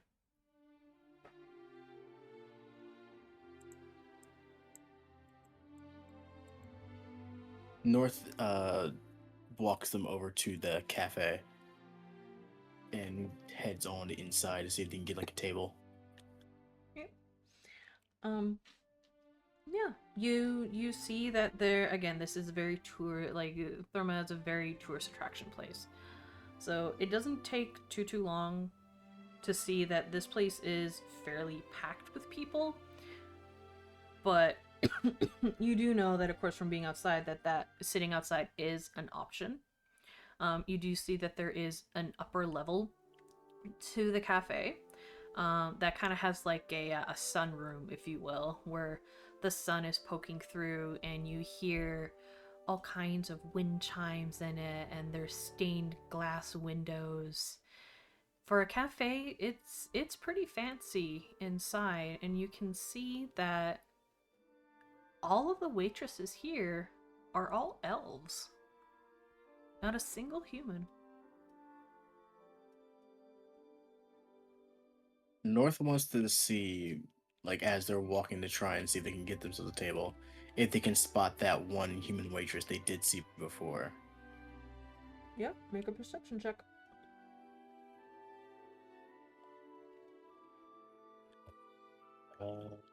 That's a 22. You don't see her.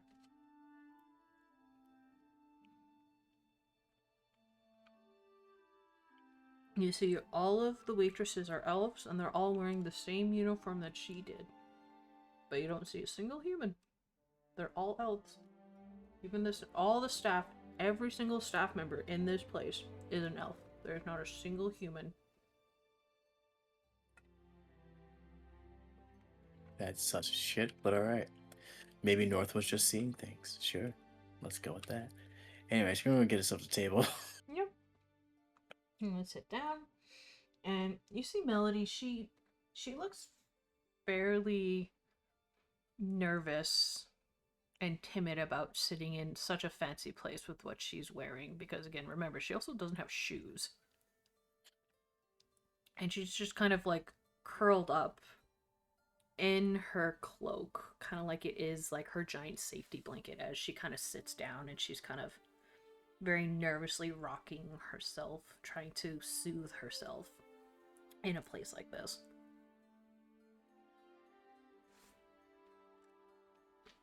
Not too long after that, again, because the entire staff here are elves, you actually have one of the waitresses. She comes up, and she has long blonde hair, but it's all tied up in a very nice braid.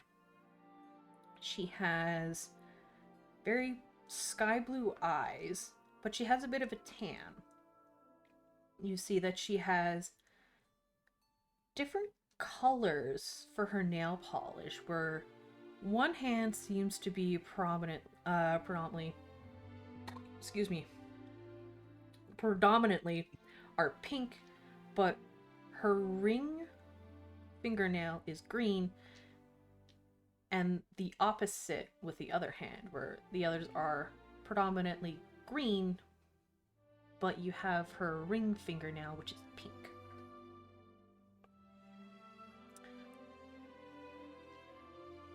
Welcome to the Shroom Tip. My name is Kimberly. How can I help you?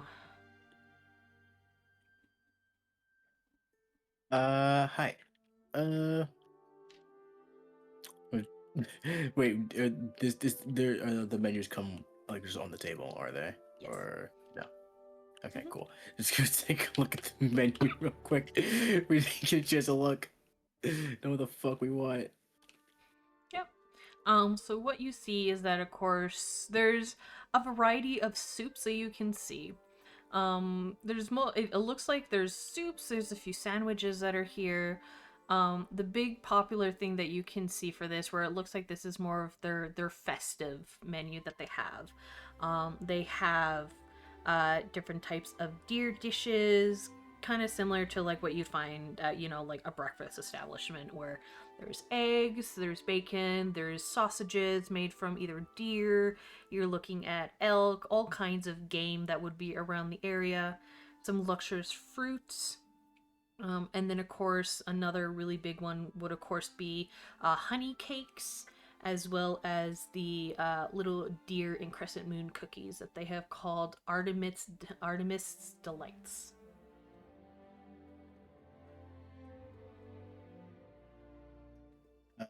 North points out the Artemis Delights to Melody. Would you be interested in getting these? She nods, and you kind of see that she's kind of eyeing the menu, and there might be something else that she wants, but she doesn't want to bother. North just kind of peeks over a little bit. Is there anything else you want to get? I am treating you. she points at basically like the equivalent of like what a Grand Slam would be at a Denny's. So it's just like just a whole bunch of food where it's toast, it's the sausages, it's eggs, it's just all kinds of meats with bread on top of that. Like it's an actual meal. But you can tell that she's instantly guilty pointing at it, and she just shakes her head, and she just signs, no, cookies are fine. Those are fine. The shitter supreme over here. Girl has eaten for 3 days. That's gonna happen. Yeah, that's gonna happen in the toilet. Oh my god.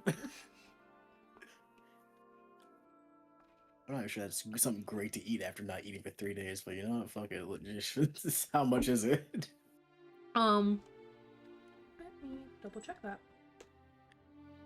That entire plate, would be 6 silver. Okay. And the plates of the Artemis Delights, those, for a plate of those, surprisingly enough, those are 12. 12 silver. Mm-hmm. Nah, get her to the fucking Grand Slam. I'm not paying $12 for cookies. You're insane. You're absolutely bonkers if you think I'm paying $12 for fucking cookies. You look, just because I have money doesn't mean I'm gonna be spending willy-nilly. Anyways, honestly, North hasn't eaten for a minute.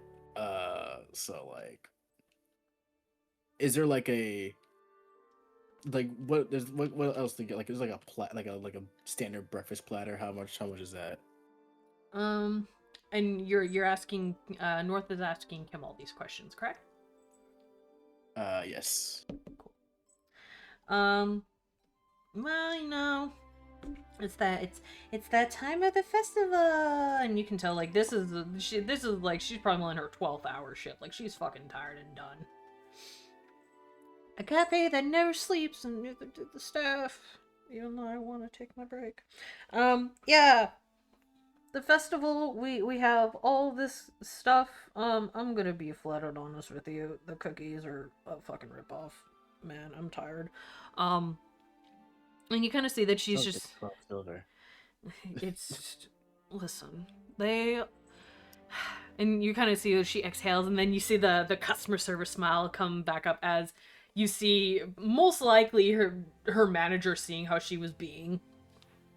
He's like, actually, the price of Artemis Delights are 4, and to be going to the festivities for tonight in honor of Lady Artemis. So we have that, and we have the honey cakes. So you have the option of choosing a plate of cookies, or you get an entire cake for 12 silver. Either way, it is an offering to our Lady Artemis during this magical festive time when the moon, and you see that she's like just boasting on about it, just trying to make the manager fuck off.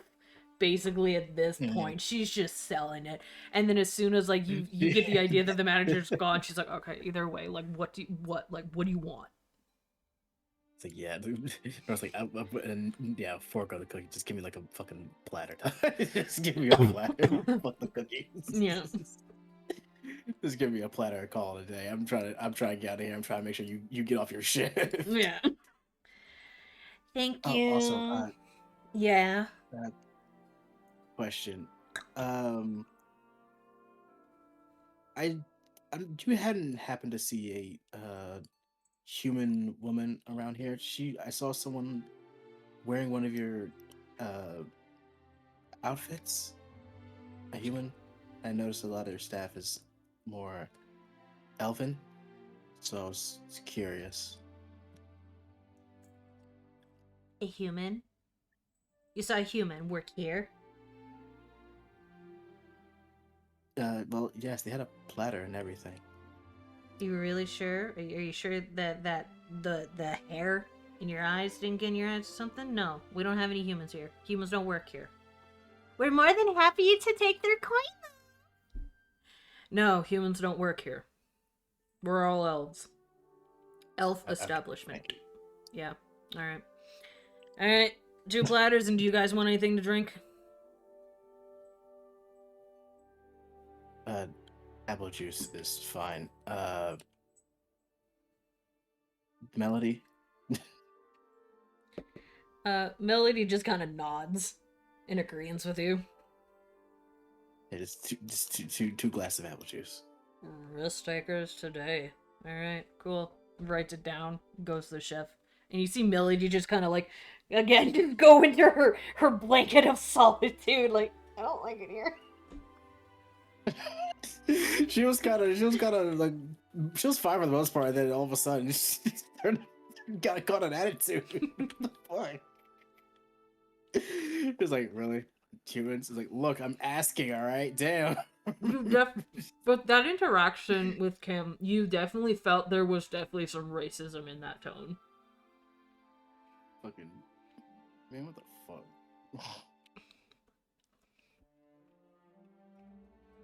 Man, that's what fucking happens. Anyways, not gonna finish that sentence. Anyway, Time goes by. You do notice that Melody is kind of just, again, she's in her blanket, she's in her little security. And you see her kind of rocking back and forth.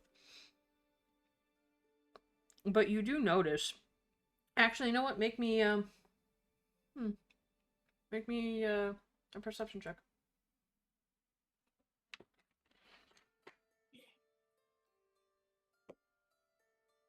that is a 17. Oof, you were so close. Okay. Yeah, all you really see is just like, this is probably just how she self-soothes, with her saying that she's not used to being in cities, and she's more used to being outdoorsy, clearly, with how her outfit is. And just honestly, that interaction alone with the Rachers was like, I'm extremely uncomfortable right now, but you're kind enough to give me food and help me, so I'm in my blanket. This is my safety blanket. You can't come in. Fair enough. It's not too long, unless you have something else you want to discuss with her or do something else before food comes. Yeah. I want to talk with her a little bit. Okay.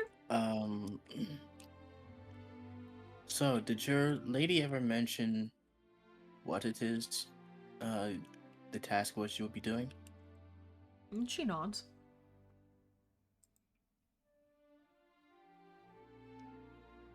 Do you mind if I ask what that task was? You can see that she's hesitant to say anything, sign anything. You see that there's hesitation. I'm supposed to go to a town that's close to Mount Olympus. I'm to meet with someone to help me, but the guide, I was told, never showed. A part of me wonders if this was a task or a test that my lady has given me as well. Does she test you a lot? Sometimes. She is quite kind, though some may think that she is a brute or that she is an animal to others.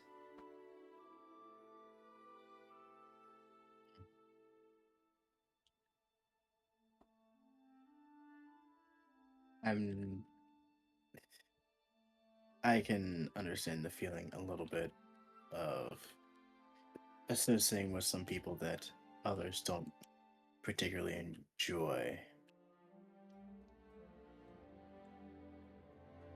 North digs into their bag to pull out their map.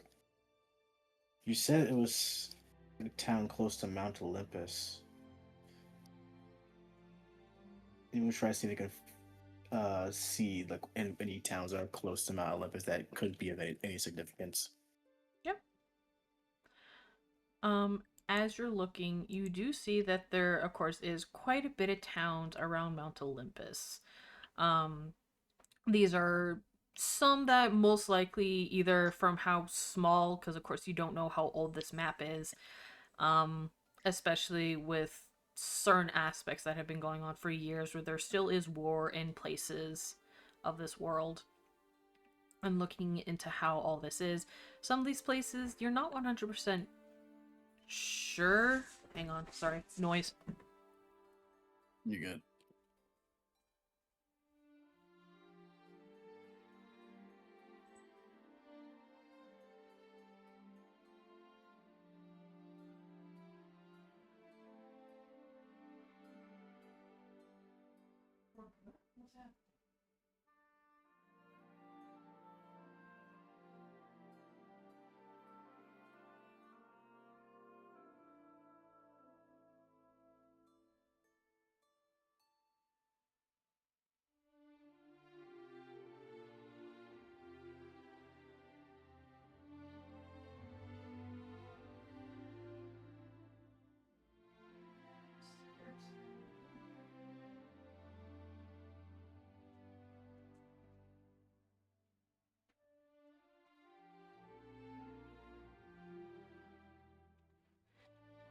I think one of the cats dropped or spooked the other one, and the other ones are just scattered all over there. I'm like, what the fuck?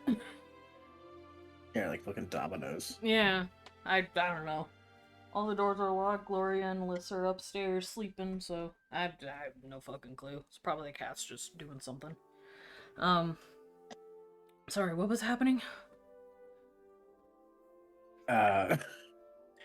What's called North was looking at what's called towns on the map to see if any could near Mount Olympus, see if any would be significant to Melody's possible quest / test. Okay, no, fair enough, thank you. When you look at the map, like I said, there's excuse me, my god. There are some small villages that it doesn't really have names of them. You're of course looking at places that maybe are kind of around the area. Another area that's kind of close, in a matter of speaking, is Pella, which is still more close to Therma. You're looking at a small village that's called Saberstone. It's fairly small. Nothing really too crazy about it.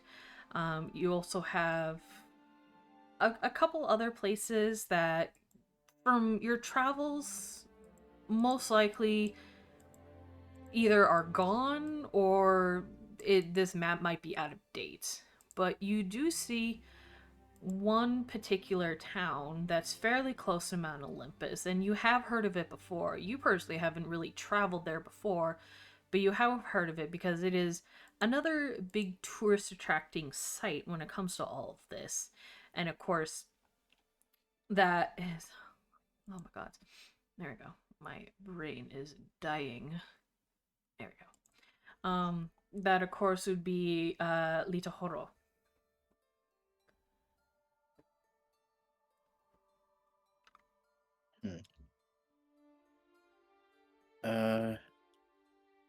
Does the name Litahoro ring a bell at all? She was kind of...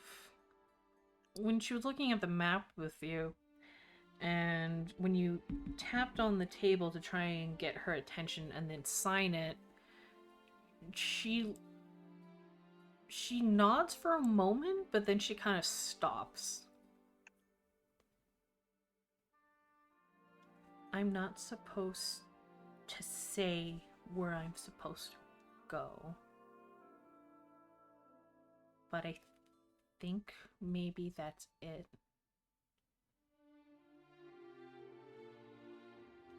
Well, if you're lost, it's good to figure out where you're supposed to be going and how to get there. She kind of pauses for a moment, and she kind of looks at you, and she kind of kneels in closer to get a better look at your face. North backs up a little bit, just like, because like once you start getting in their personal bubble, then North starts back. I was like, everything okay? You good? You getting a little close there. Maybe you're my guide.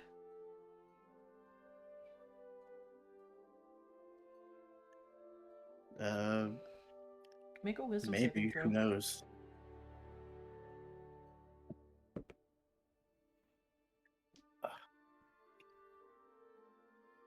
That's a 10. Cool. Yeah, no. As you say that mid-sentence, your mouth shuts. And you feel that dragging finger, again, going from the base of your neck up to your head. And you feel it embrace the back of your head as claws feel like it's pulling at you.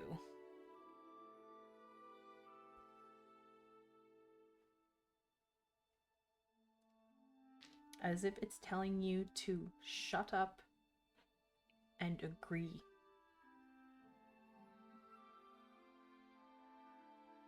North just nods their head. And as you nod your head, the food arrives. And it's not Kim who brings it back. It's another elf. But it's a male elf. And he just puts the food down, gives you your apple juices, puts the bill down. You can eat, you can drink. As soon as you're done, you need to leave.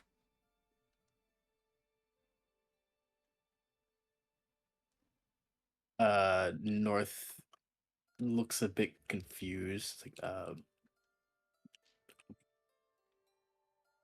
did we do something wrong? Your friend there?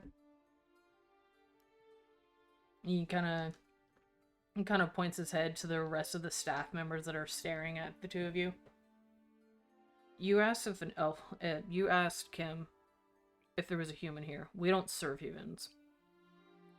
We don't have humans work here.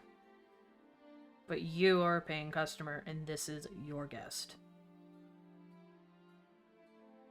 As soon as you're done, I will politely again ask you to leave.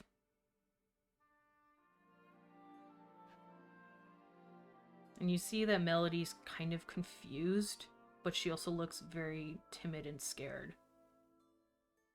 As she curls back into her blankets and just try to, like, cover her ears.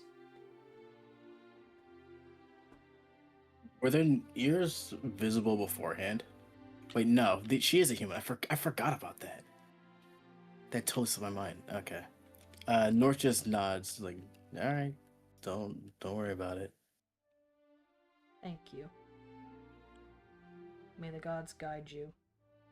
And he leaves. Yeah, shove it up your ass. North nudges the plate over to Melody. Come on, you should eat. We can get out of this place anyway. Smells of rot. What was he mad about?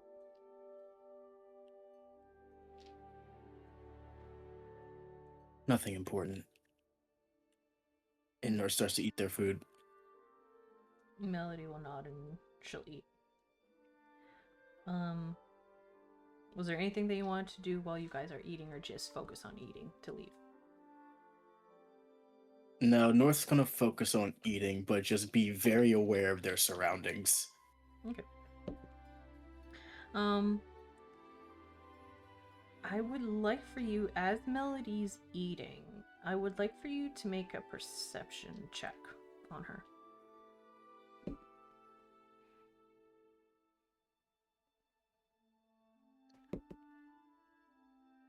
That is a 15.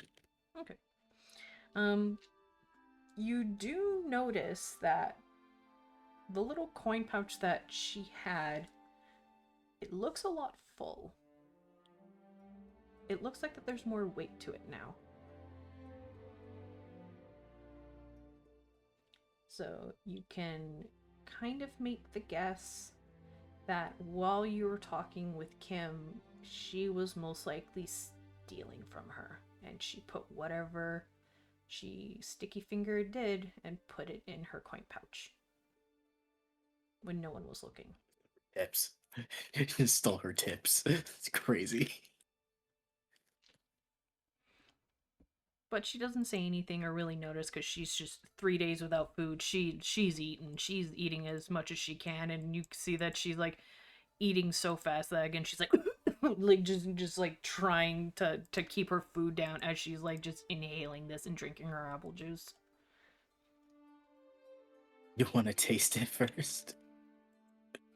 She doesn't even try to sign. she's just eating and trying to drink and just get out of here. Fair enough. These guys are assholes.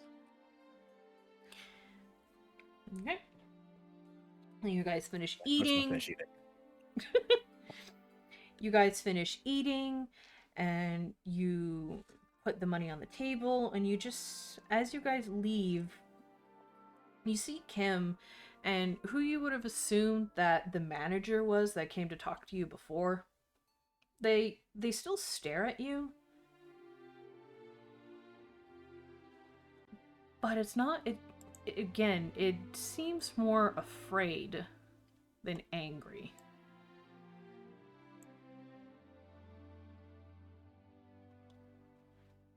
As soon as you It leave, makes North a little more curious than annoyed. But it's gonna let it be for now. as you guys are leaving, there is another waitress who kind of runs over to you guys, and she has a small bag with her.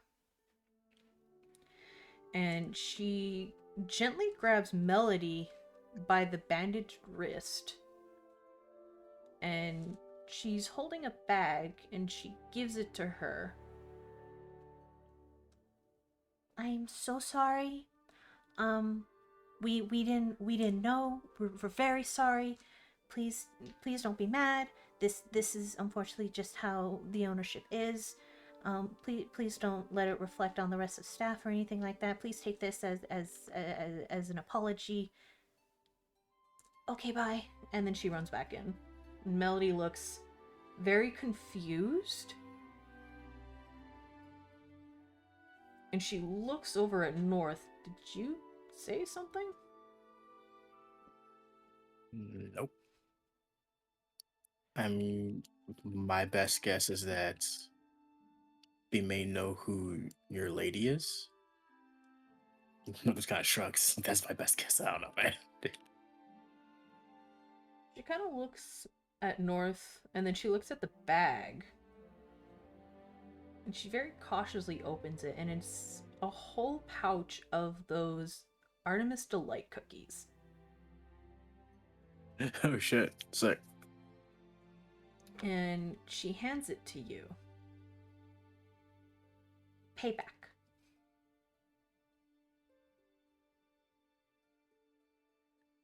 You paid for my food, so you can have this. Sound fair? Sure. But do you not want at least one? I know you were eyeing them when we first saw them, when we first passed by. She shakes her head. No, it's because I was hungry. But I want to pay back my friend. And she smiles and gives you the pouch of cookies. Alright. I accept. How many cookies we talking? We've got 6 cookies. They're fairly big cookies, though. Yeah. Like, these are cookies that are, like, the size of, like, your fucking fist. These are huge cookies. Oh, wow. Yeah. So, that's why they're so worth it. Let's go. Okay. Lights. And you said how much was the food altogether? The food altogether, I'd say, because you had basically 6 for the platter for Melody, and you basically got the same thing. So basically it's the same price of the cookies, where it would have been 12 silver. So you basically Sick. just got the cookies for free. Fucking stonks. Mm-hmm. So you guys make your way out of Therma, and you start making your way to Litahoro. Along the way, you see a few animals that kind of follow along the path as Melody is humming, but it's incredibly off tune. Oh boy.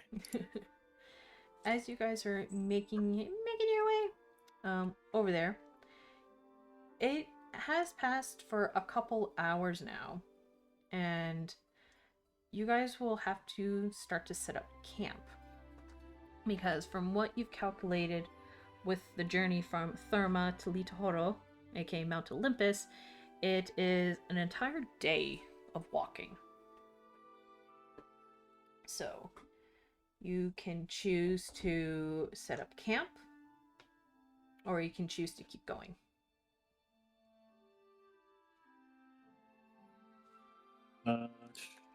It seems like a day's bit of walking, like from where we are currently, or from Therma. From Therma, which is, you guys have basically only really just left the outskirts of Therma. Okay.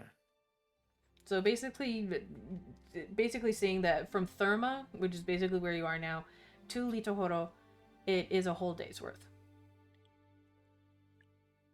Okay. How is Melody looking? She's looking fine. Honestly, as soon as you guys got out of the city, she seemed to gain her energy back. Like, this, being outside of the city was not her environment, but being out with nature, feeling the dirt between her toes, the grass, being able to see the sky without any buildings obstructing it. Like, she looks more freer being outside than she was in the city. You can see that her cocoon of a blanket is more loose on her now, and she has a more natural smile on her face as she's looking at the sky and is just happy to be out of what you would assume would be a personal hell of a wild nature child as her. Yeah, sounds about right.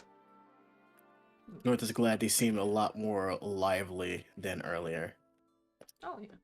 You see that. Yeah, they're gonna keep walking, honestly. North, they're not a stranger to travel, and if they seem fine walking, it's like, you know what, all right, let's keep going, fuck it. Yeah. Oh, good. So yeah, you guys make it through the terrain. I'd ask for you to make me a nature check, please. Good.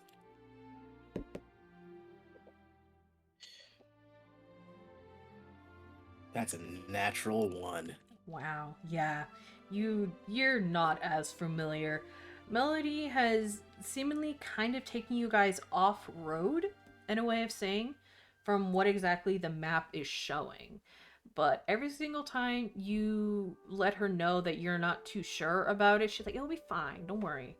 We're not in the city. I know where we're going now. Like, okay. Like, alright, whatever. Yep. Yeah, let a devotee of Artemis do their thing. Yeah, it's fine. With mentioning that, you do see that there every now and again has been a couple of different animals kind of watching you guys. Not more curiosity, but more of just like, oh, hey, that's a thing. Okay, anyway. Like, oh, there's people. Okay. You see stags, you see some wild boar. You do also see some a pack of wolves with some of their cubs, and their cubs look like that they were going to be a little bit curious and approaching you guys, and then of course the adults were like, no, we don't deal with people. We don't do that. Don't do that. Get your ass over here, boy. Get your ass over here, child. As you're making your way, there are also rabbits that you come across every now and again because, of course, you're in a forest. It's a lot more darker. You don't really see as much of the sun kind of coming in, but again, this doesn't seem to bother Melody at all as this is happening. And I would like for you to make me another wisdom saving throw, please.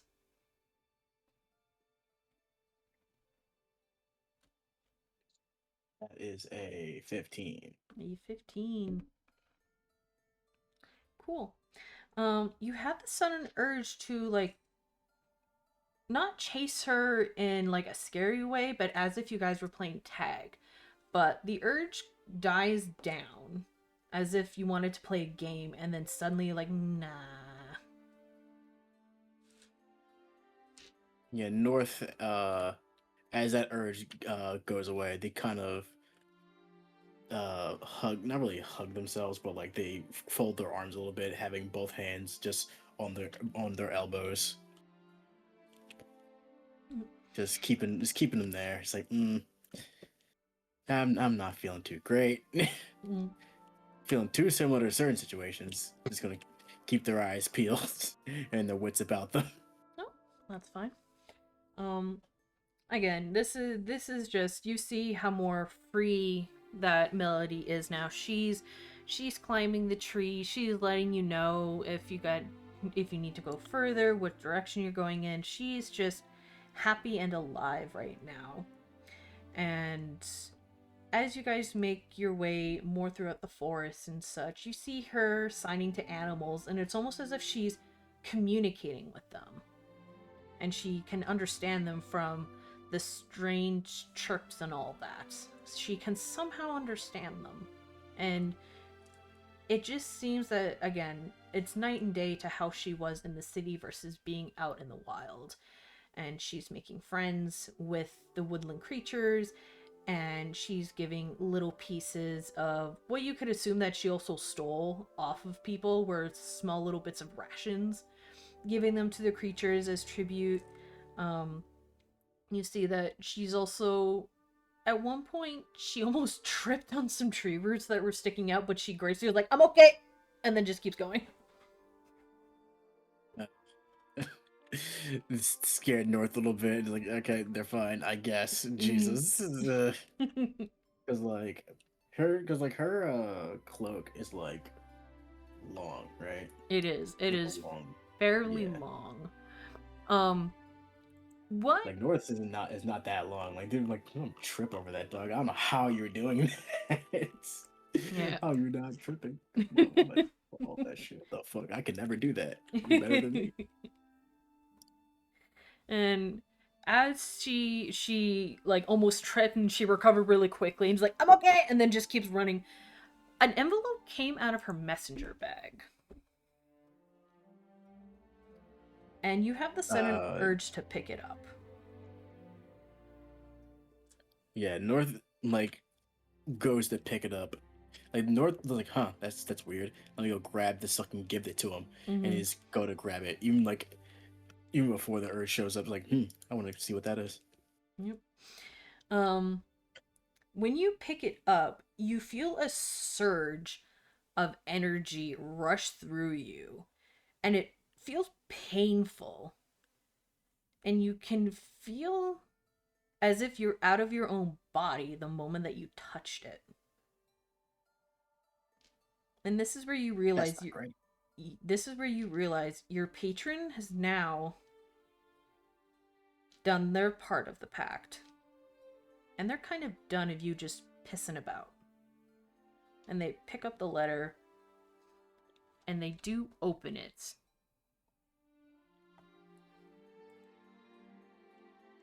And I'm gonna put the letter in North's notes. And just as you start to open and read it, you see Melody run over to you, as if she's trying to stop you from opening it. I want you to make me a wisdom saving throw with disadvantage, please.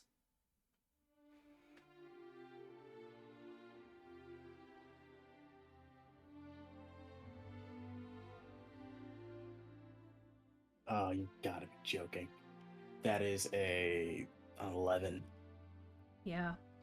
As she runs to reach out to you, you instinctively grab your sickle and you slice off her bandaged arm to reveal that she had, when the arm fell and the blood splattered everywhere, the bandages got loose and you can see that she had claw-like scars underneath that with the purple tattoos. And what you can only guess, as you're feeling this control, suddenly everything seems to be numb. And any sound that would have come out, it just sounds like an echo. A faraway echo.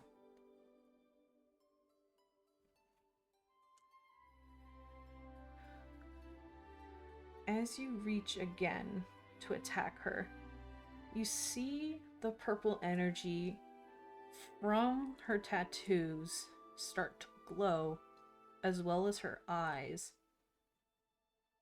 And before it looks like she could cast a spell, you swing your sickle again and decapitate her.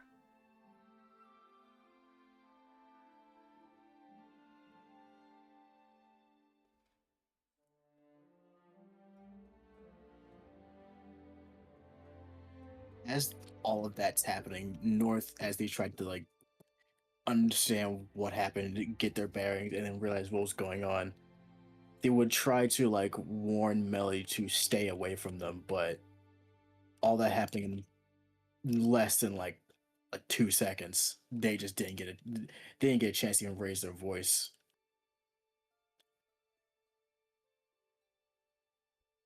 Melody's body falls to the ground and her head tumbles and rolls over, back to the tree roots where she almost tripped. And her bag opens up, and you see that there have been animal bones in there. You see that it was most likely the envelope that the letter was in. You also find a small jar of honey, the copper, 5 copper pieces, and 16 silver, and a small bag of dried flowers and herbs.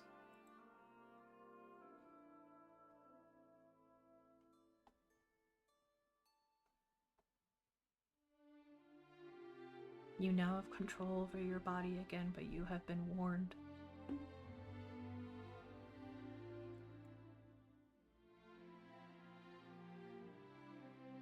North clutches the letter as they stare at Melody's decapitated corpse lying across from them. And they collapse to their knees and start sobbing.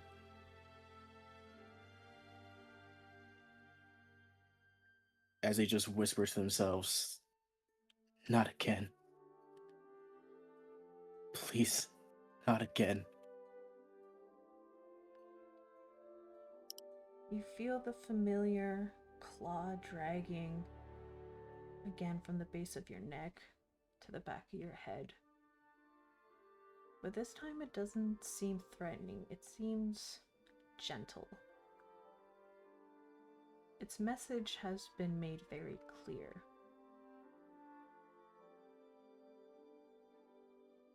You pick up the envelope with the letter again, and you make your way to Litahoro,